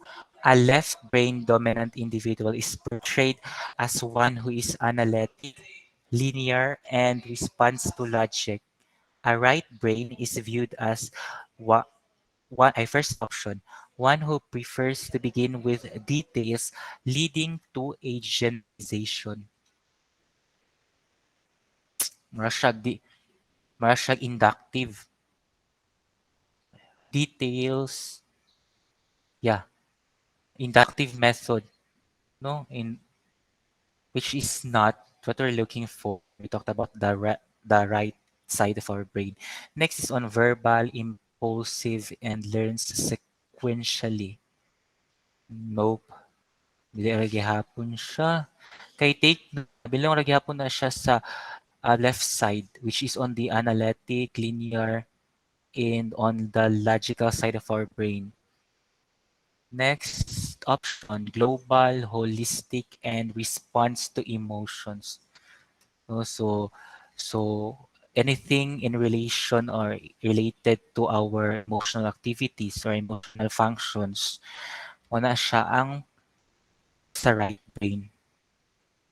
So that's why the correct answer for this item is on option number three, global, holistic, and response to emotions. Kaya ang option number 4 manggod kay nabilong lagi hapon siya sa left side, no, left brain dominant nga individual if he or she is more comfortable with details in patterns.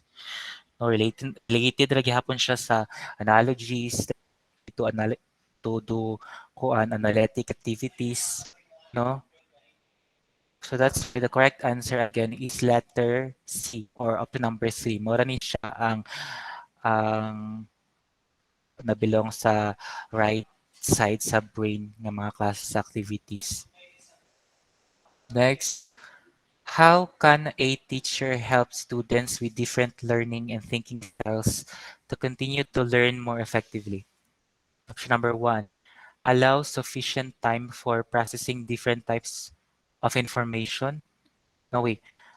If we, how about, the lesson plan is also made considering the factor of feasibility. Ano nga, ma-perform lang siya in that particular allotted time. Dapat mahuman ang whole activities, ang whole lesson, ng 45, say for example, sa elementary, 45-minute time.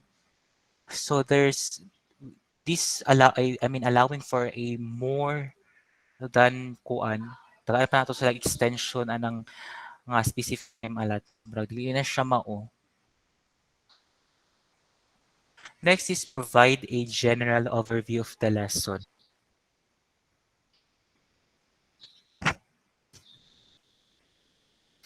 Dili ra gihapon siya. Wala gihapon niya gi-address ang different learning and thinking styles of the student. Next is on using a variety of reflection strategies.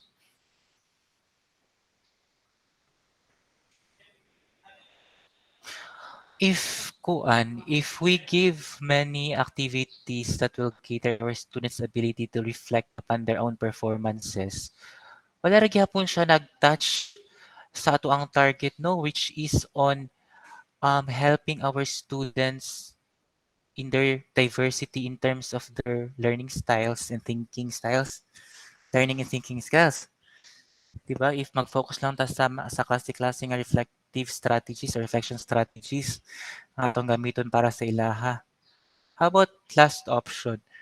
Use questions of all types to stimulate various level of thinking and valuing. Mm. This is the correct answer.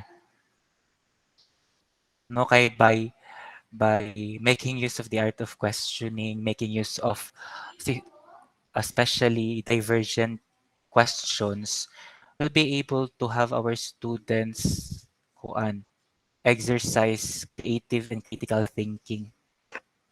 Makita nato sa ilahang mga ideas nga ma-share how deep they are in kuan in sharing their ideas or in answering divergent questions.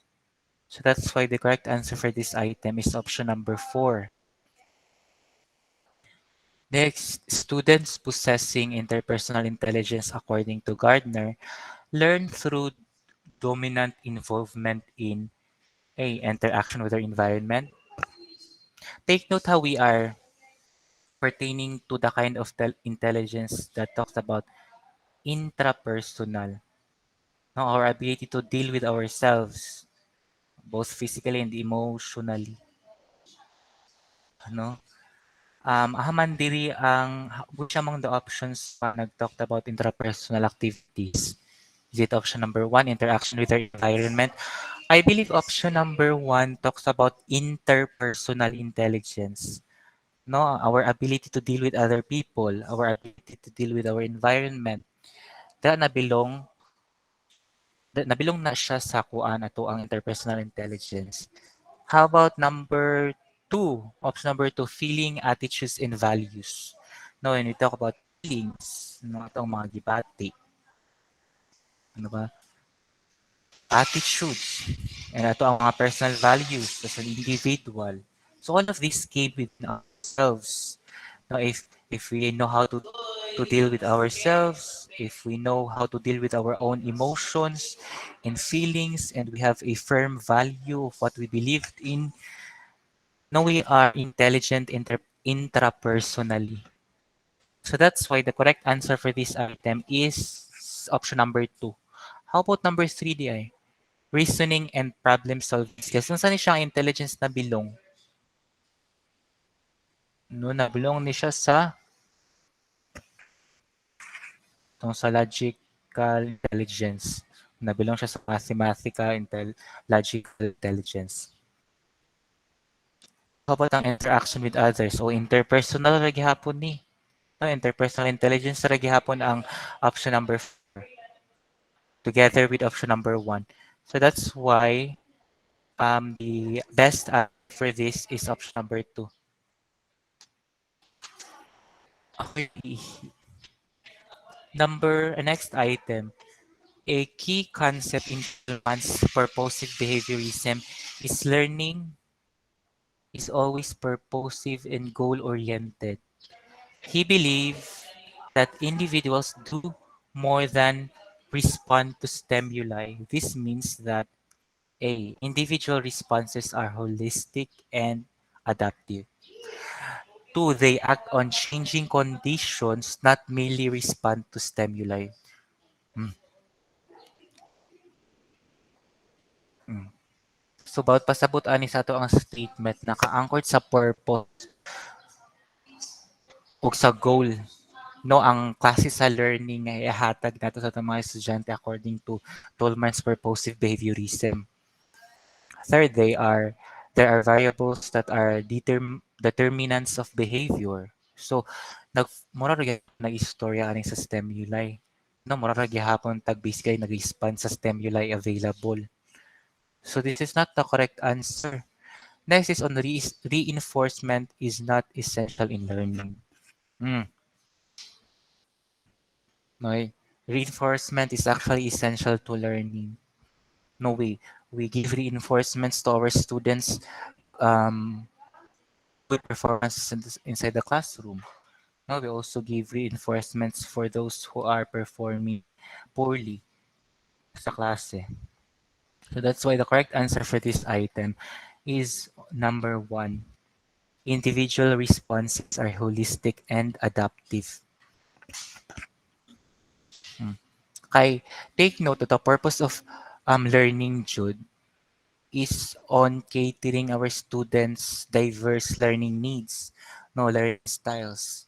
So therefore, as a teacher, aside from reaching the goal intended for that particular lesson, you'll also have to kuan to again to modify your teaching strategies and methodologies to really make sure nga ma-attend yung mga different learning styles sa mga estudyante.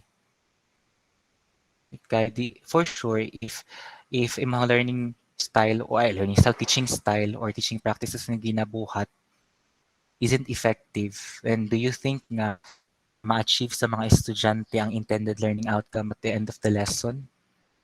Of course, dili, no? Mo nang nat mga kuan, dala na bilang kanang mga modifications of teaching practices of formative assessments. After sa formative assessment nga imuhang katon. Next is on Osobel recommends the use of visuals designed to bridge the gap between what the learners already know and what they need to know. Which among is an example? Is it one pictures? Hmm? Take note that we are identifying the students' prior knowledge and the things that they want to know more or they want to understand more sa lesson. So which among the choices mo natong piliyon? Is it pictures, comparison patterns? No, sa statement nga itong gihatag na batay mga ideas or concepts nga gitry o compare against one another? Wala man, di ba? Ang overview po, no, nag-talk typically about generalization sa klase. So the best answer for this item is ang concept, no? We have, say for example, on KWL, no, we give our students the exact knowledge that they already know. Dayon, fill out po nato ang area wherein isulat nila ang things or concepts na gusto pa nila mas mahibalan. No, so the correct answer for this item is option number two, concept maps. Next, the framework for creative thinking includes the production of a great number of ideas or alternate solutions to a problem. Secondly, the ideas produced must show a variety of possibilities and different point of views. So that's how you make possible solutions from a problem. You do not just look at a problem in a one side, no, murag sa usa ra ka angle nimo lang tawo ng problema, and then based ra pud ana nga angle nimo makuhaon og solution.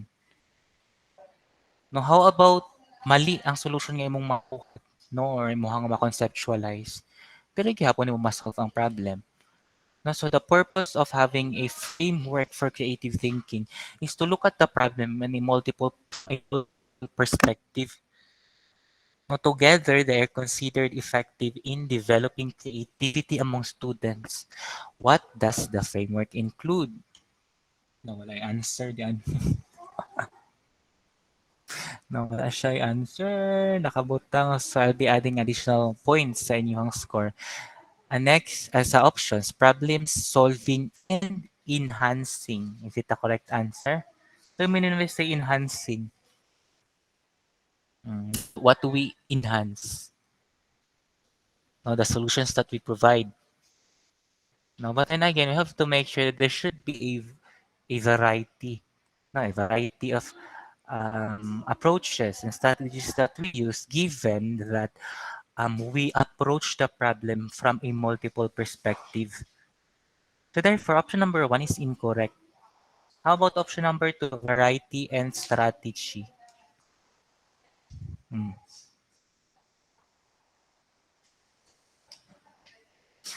Option number four, fluency and flexibility. Does it matter if you are fluent in identifying or even in looking at the problem from a multiple perspective if you don't know how to kuan, no, to attack it from a different approaches and strategies. Hmm.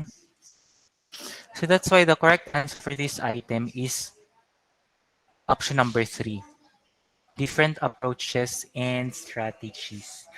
Because again, it's if you look at a particular problem in one point of view lang, limited po ang possible solutions nga imong mabuhat.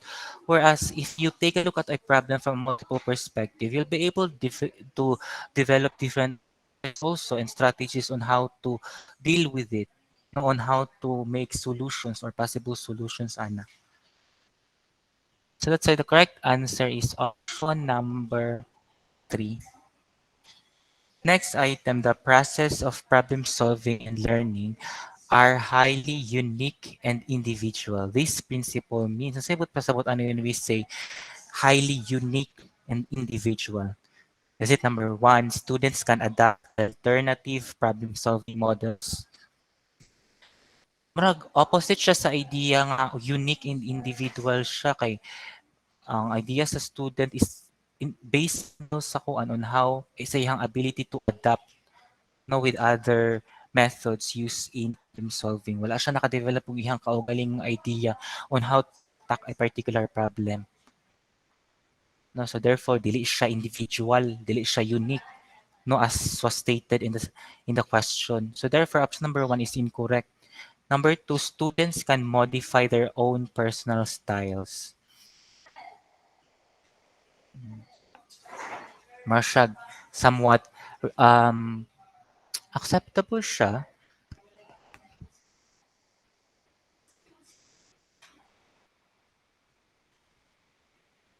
Hmm. Let's go back to that later. Number three, each student becomes aware of how learning styles can be changed. So, so the learning, the awareness or consciousness that they have regarding the learning styles doesn't came first within themselves. No? Di ka nalagyapon siya sa other students that made them conscious about it. Or murag nag-oppose gyapon siya sa idea of being unique and individual. Last option, each student has his or her own distinctive style of learning and solving problems. So the option number two on their students' ability to modify their own personal styles. Which area man, no? Wala siya nang if kuan siguro if they made use of the term learning style di anhi, murag na siya laban siguro sa ikaupat nga option. However, again, in answering a multiple choice test, the last step you should be considering is on leverage or on weighing the remaining option after you do removal or elimination. And if we are going to weigh the remaining option, it's going to be option number 4, ang mas nag-fit sa question or sa pangutana. No, we are pertaining to the students kuan learning who are highly unique and individual. So therefore, no ma-relate po natin ni siya diretso sa students' style of learning and their ability to personally attack and make solutions sa problems. So that's why the correct answer for this item is option number 4, no, or letter D. Next, in the three-level approach to teaching, values are at the apex of the triangle. How comes the question, can values be taught? Now comes the question, can values be taught? Matudlo ba daw ang values being at the apex of the triangle? Is it number 1? Yes, it is dependent on affective dimensions. Yeah, it could be. It's a possible answer, but let's see the remaining options. Number 2. Option number 2. No, it is rather caught than taught. This is actually the idea nga makot ang values o dili siya matudlo is actually incorrect. Ano kay if mm, kay our values man pod were specifically taught to us by our parents when we were kids. No, although there are areas of our values wherein anchored upon our cultures, no, the habits performed by our parents, and we take that as a kind of modeling, no, wherein we acquire when we are when we are child or our kids. However, in this particular situation wherein dili ba posible nga matudlo ang values sa atong mga estudyante? Of course, it's possible. No, mao gali nang we do not exclude the affective domain in constructing learning outcomes sa ato ang mga lesson plans. Because it's still possible, that we help we still be able to mold our students' values, in all areas. So therefore, all of the options that say, let's say, no should be eliminated. So which only leaves us with option number 1 and option number 3. For option number 1, yes, it's dependent on affective dimensions. However, nara gihapon siya cognitive dimensions. No, related ra gihapon siya sa cognitive dimensions because in giving assessment to sa itong mga estudyante anchored sa affective domain nga gihatag nato sa lesson plan, no, anchored sa ato ang lesson plan, no, ma-cater man gihapon lang ability to think cognitively. So nara gihapon relationship ang cognitive and affective domain. So that's why the correct answer is option number 3. Na po siya cognitive dimension. That's why values can still be taught. And again, mo gali na siya ang gi-emphasize na karon sa DepEd. No, attitudes and values first before knowledge and skills. Next, in the following method, the teacher starts a lesson stating the following findings. Is it number 1, demonstration? No, present an activity to a group of observers. Is that how you should start a lesson? No, demonstration by presenting an activity to a group of observers. No, how about deductive? No, we start with kuan, with a generalization, then give examples. No, we start from a broader idea, and then we attack. We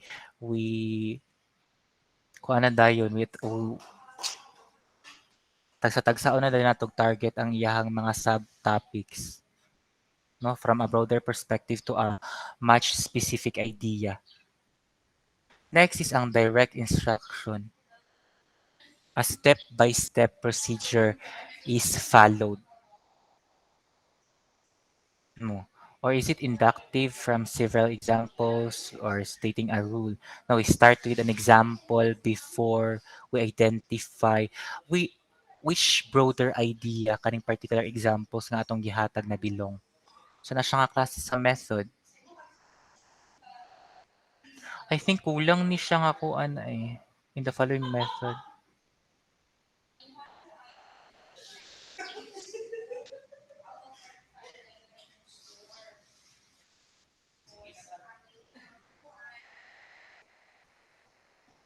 Nangakulang lagi niya ay. Anyway, so the correct answer for this item is inductive. Next, what is the best method to use in presenting a lesson which would need sophisticated and expensive equipment and technical know-how?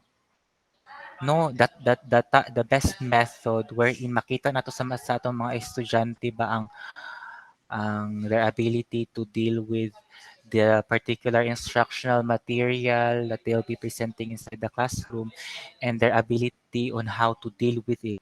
No, sa una nila nga particular material. Is it problem solving? Nag-involve ba siya o given situations wherein nag-state og problema and then we allow our students to conceptualize or to brainstorm what are the possible solutions? What are the solutions that they came up from that situation yung atong ihatag? Wala. 'Di ba? So, problem solving is not the correct answer.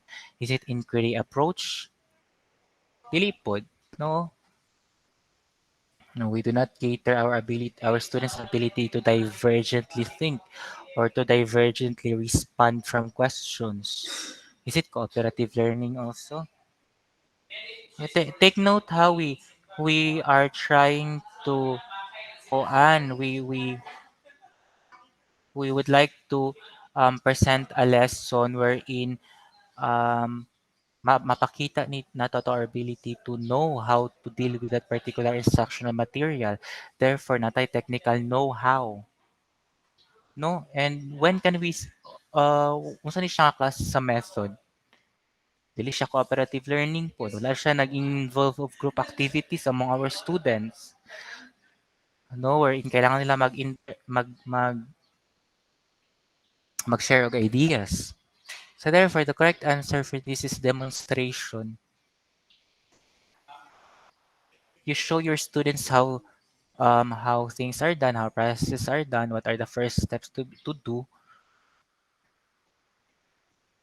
Next is teacher B requested an older, brighter, and more cooperative member in a group to teach the other members. What is her rationale in employing this methodology?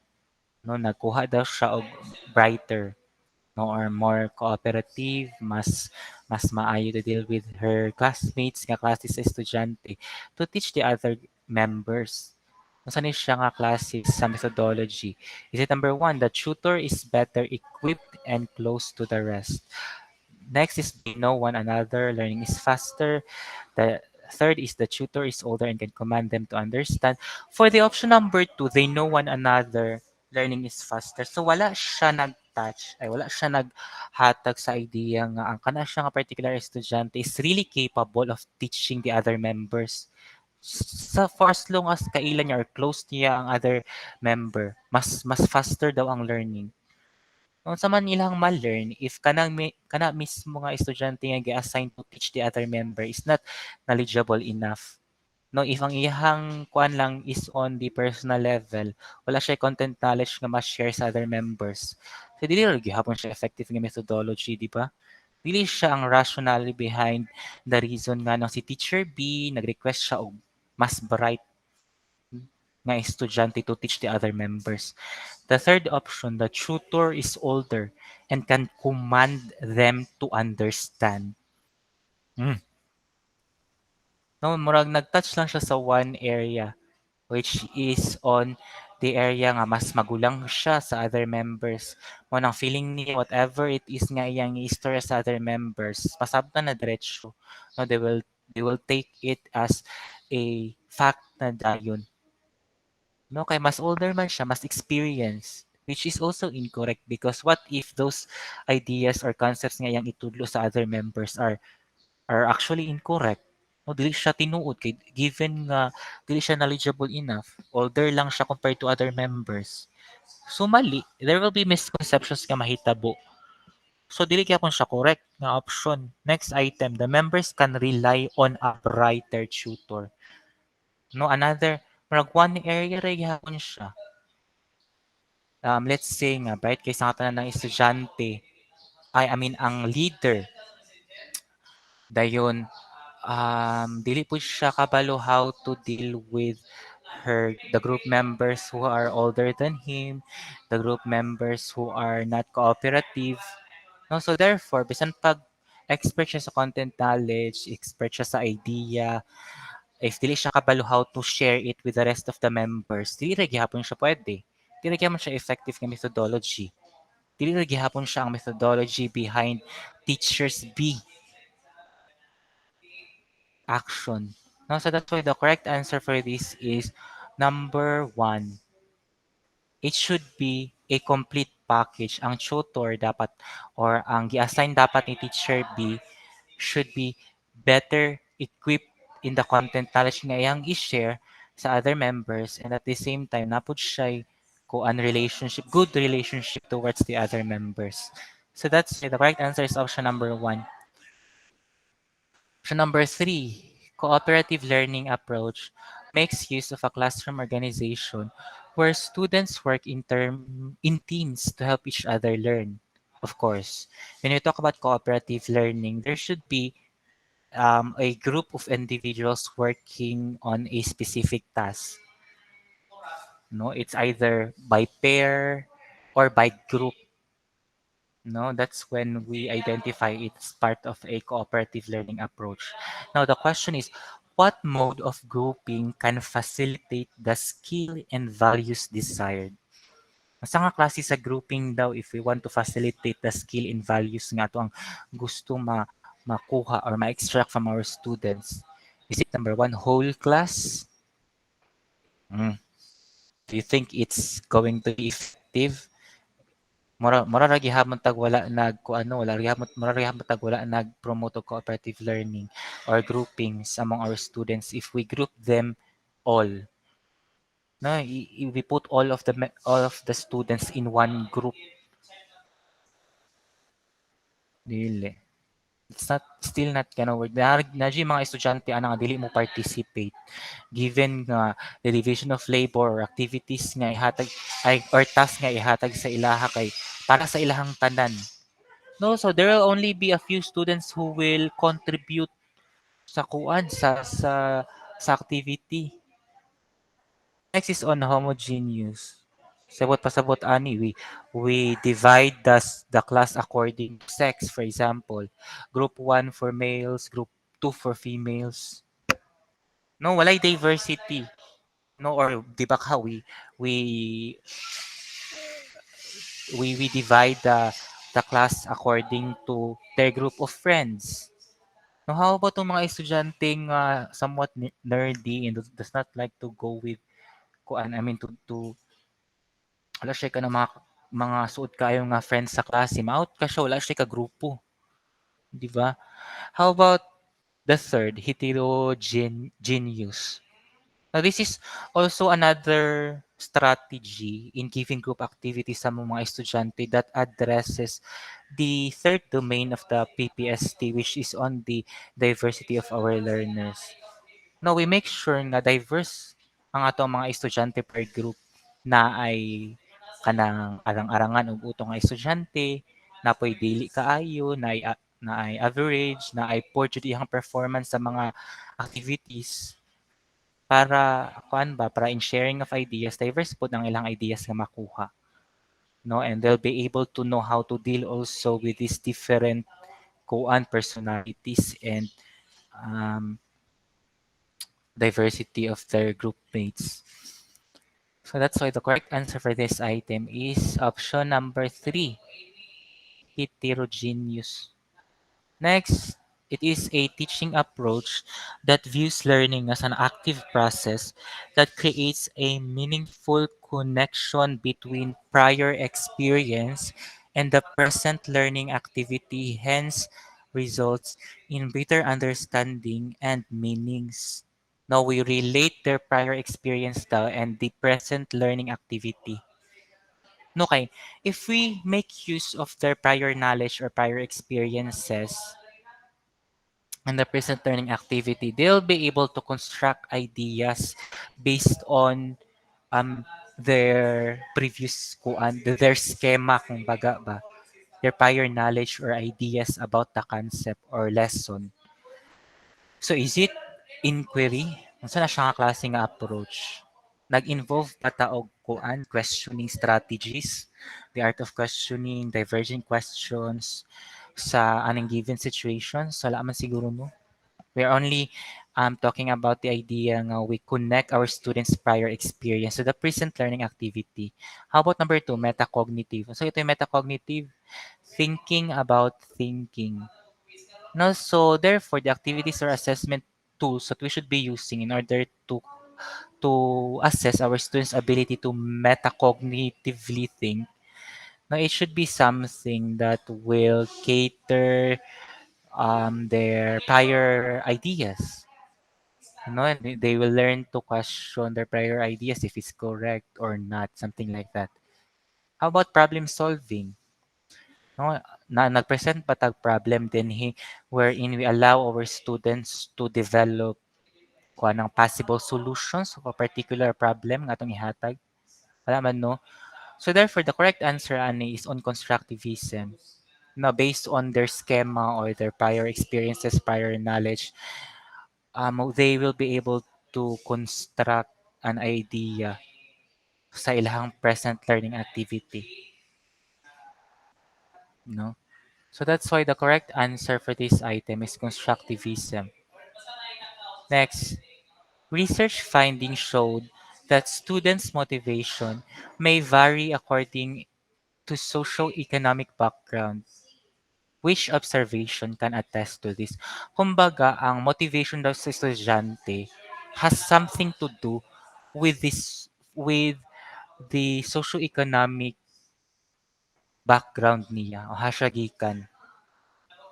No, if gikan pa siya sa well-off family, gikan pa siya sa poor family, no, na siya effect sa motivation sa estudyante nga mas makakaton pa inside the classroom. That's according to research. Unsa na siya nga klase sa observation? Unsa nga klase sa observation ang makaprove ana? Is it option number one, females are more likely than males to earn higher grades? So if we are going to look at this factor wherein we identify the student's sexes or gender being female, being male, wala siya nag-touch sa socio-economic background nga area or nga factor, di ba? How about option number three? Gifted students are highly motivated, no, are more highly motivated if they are gifted students. So wala gihapon siya nag-touch sa socio-economic background. Nag-touch siya more on the student's giftedness. No? Next is on more boys than girls become underachievers. So it's a form of discrimination na ra gihapon which attacks the background of our students in terms of their gender.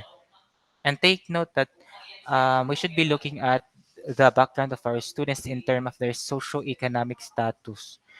So therefore, the correct answer for this is option number two, which targets the students' koan families in terms of their incomes.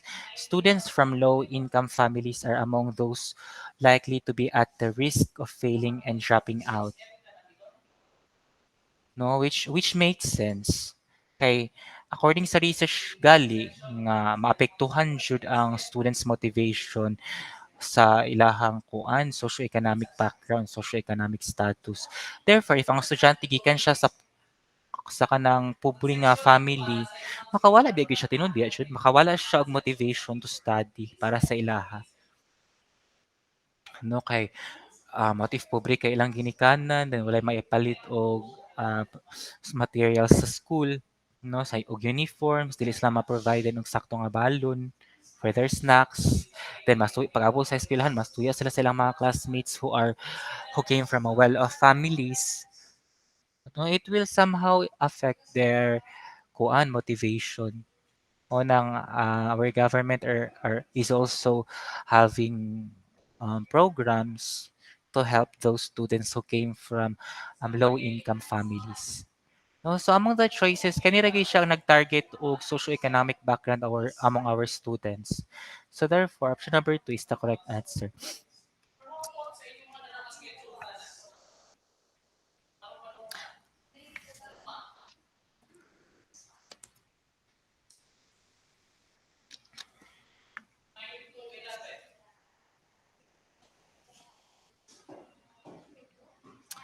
Uh, Kabuyag yaw eh.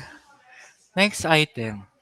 A teacher earns the title of professional if she or he is a judge knowledgeable, proficient in a variety of teaching methodologies, and exhibits a high degree of a third component of competence, which is what?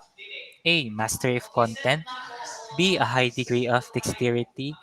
Um, C. Ethical and moral standards. D. Fairness and objectivity.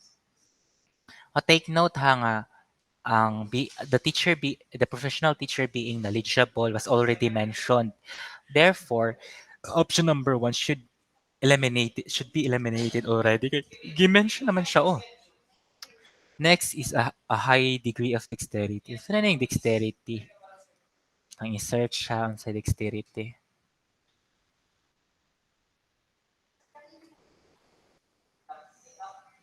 Hmm.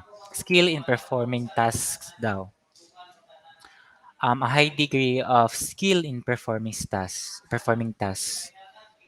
No, more nabiling nagyapon siya sa proficiency into dealing activities that caters the students' ability to apply their content knowledge.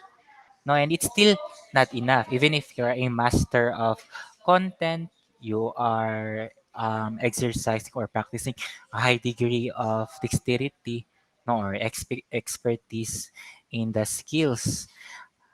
Dili pod enough if you are just fair and objective towards your student.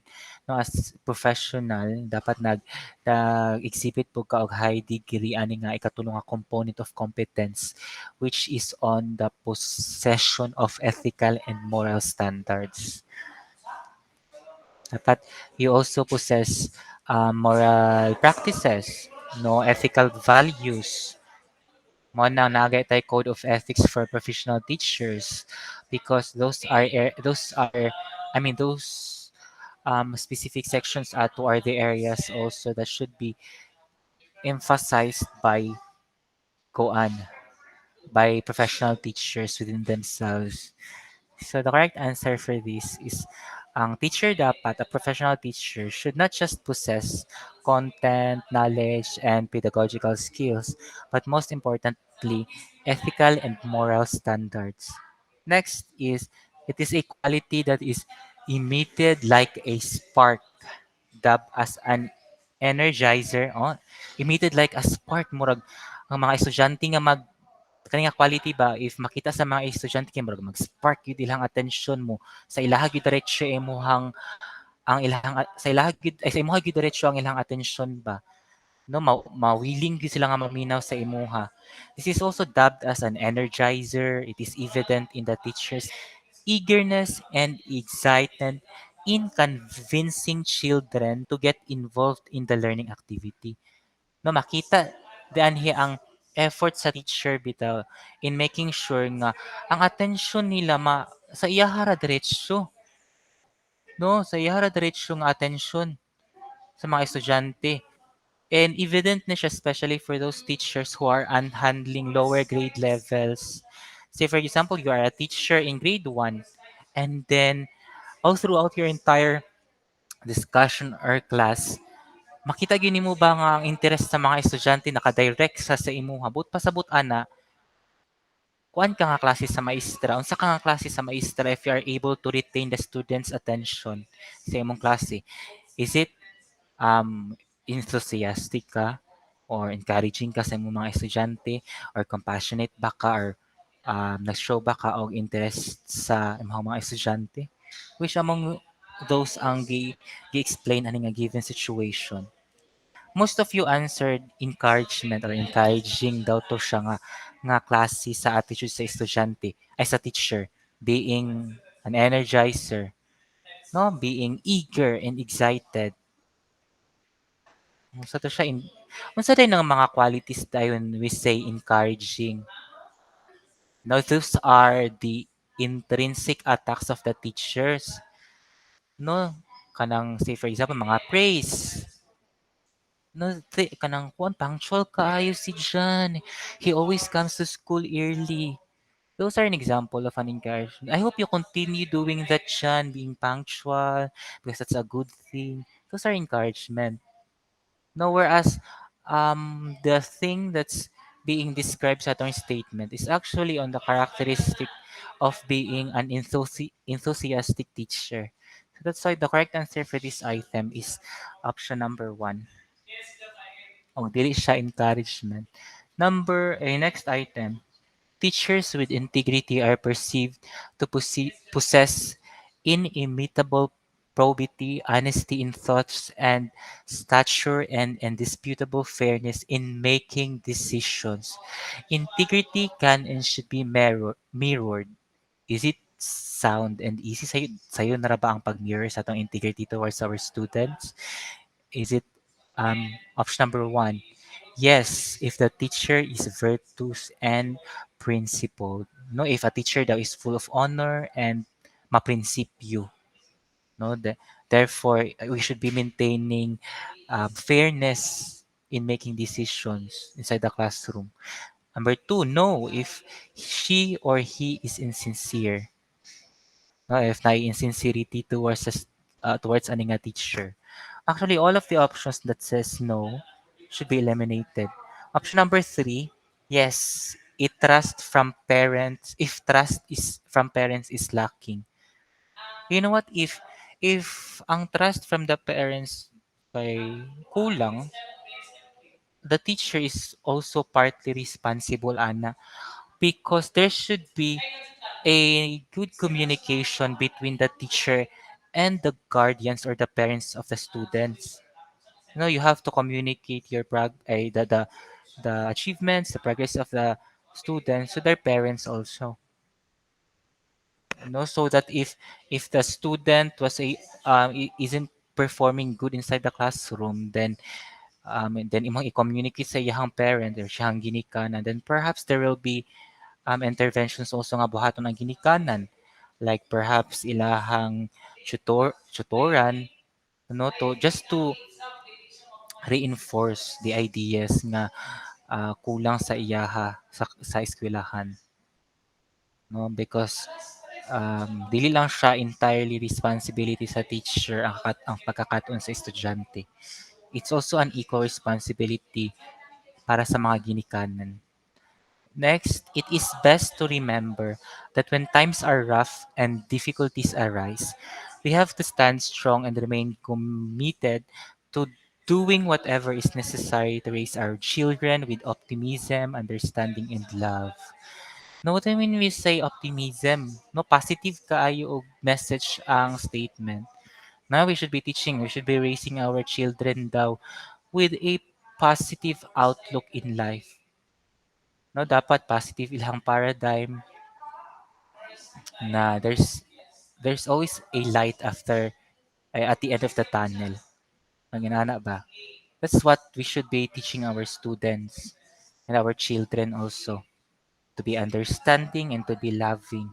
This is a strong statement from a teacher possessing a trait called A. Patience. Majority of you actually answered patience. So, mean when we say patience, di ay. Pasensya ba? No, which asa man sa statement or sa situation niya gihatag ang nagstorya about being patient sa mga estudyante. Di ba wala? It talks about teaching our or raising our children with optimism, understanding, and love. Wala man siya nag-talk that tuog kuan we should be more patient sa atong mga children or students. Wala man na dili man ingon na ang statement. Nag-focus man siya on kuan optimism, understanding, and love. Therefore, patience is not the correct answer. Anong patience man yung i-answer? No, option number three, industriousness. Nang wala po yung naghatag sa statement regarding innovations na making use of other resources to better the learning. Wala no, for students, wa man. Sincerity, wala po. No, wala po siya nagpakita og teachers being sincere to the feelings of their students. Wala man, dili man ningon na ang situation niya gihatag. Therefore, the correct answer for this item is on resilience. We raise our children with a positive outlook in life. No way, we teach them more to be understanding, to be loving. It doesn't matter whether we came from different places. No, we should show each other respect and love.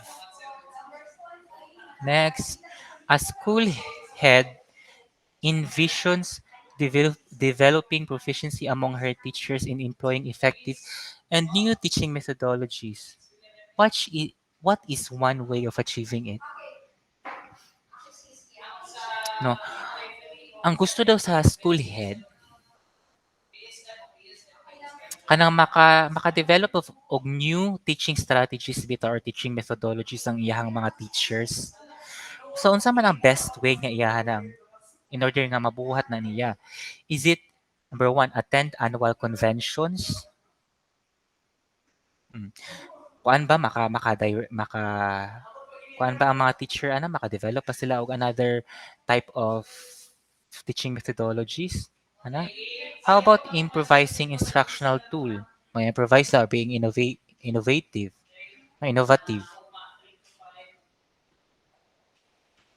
How about undertake research in own specialization?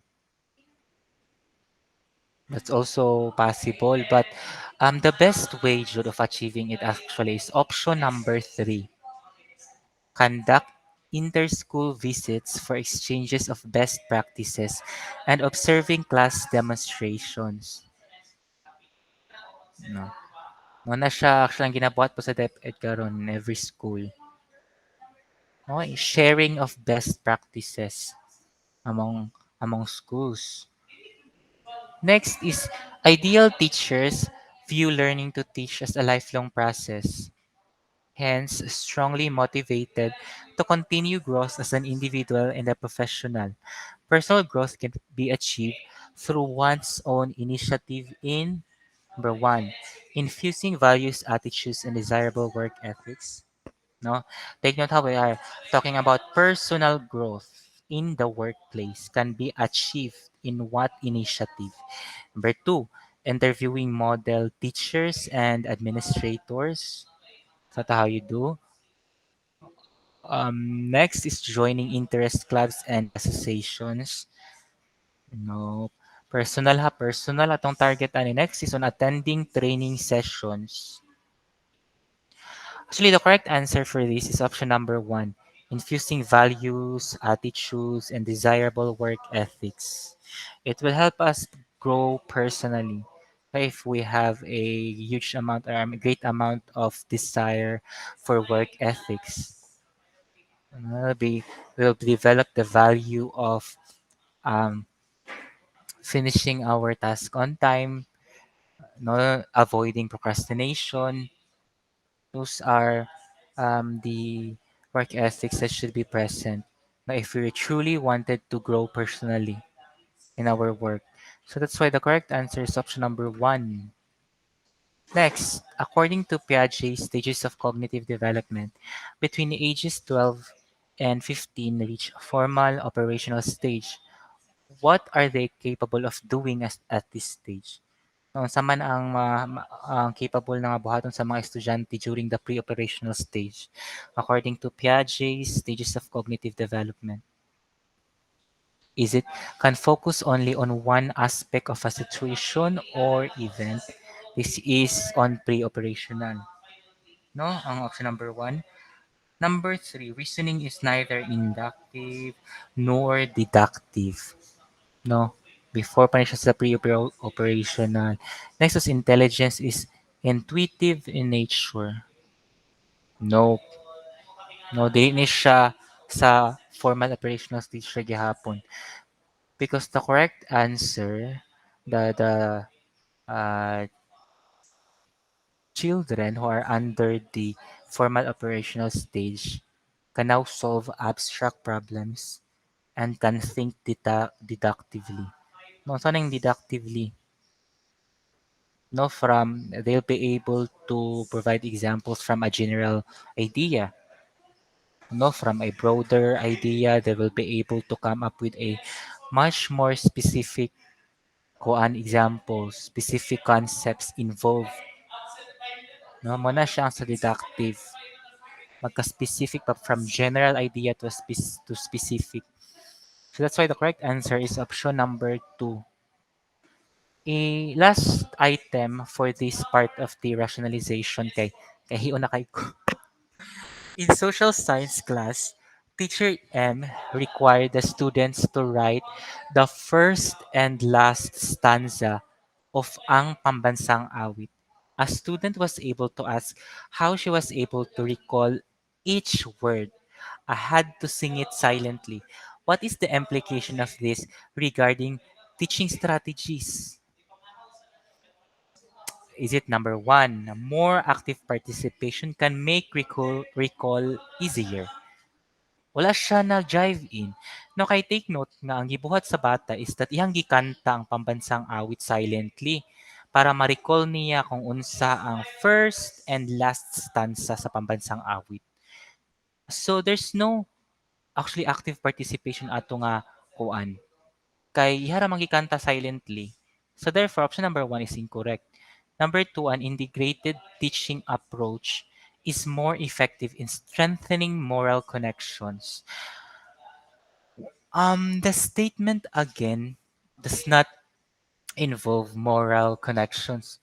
No, wala ta nag-integrate sa ato ang klase towards the affective area of our students wherein ma-apply nila directly emotionally.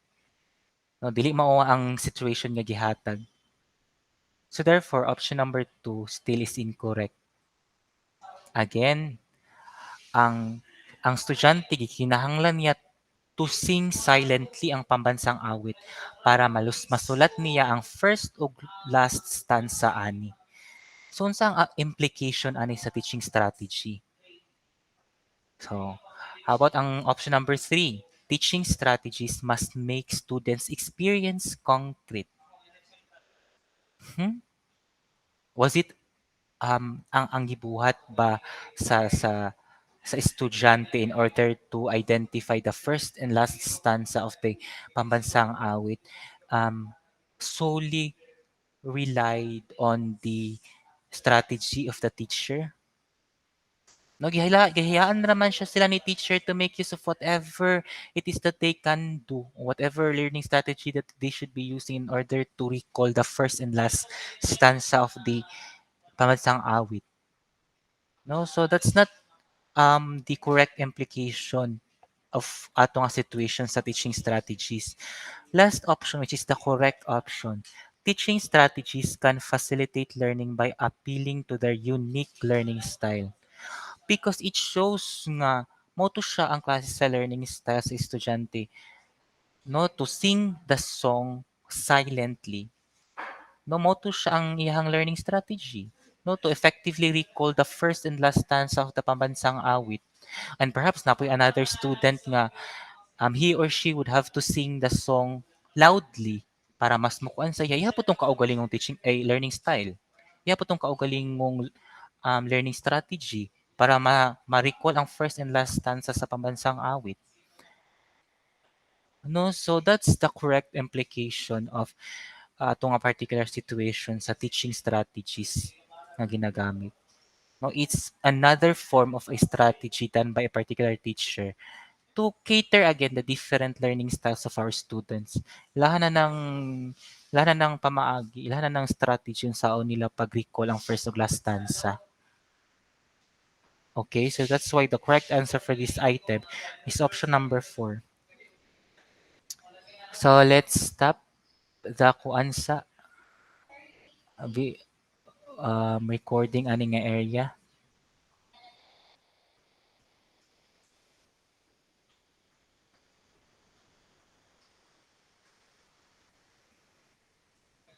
Okay. By continuing the next item in a separate rationalization video part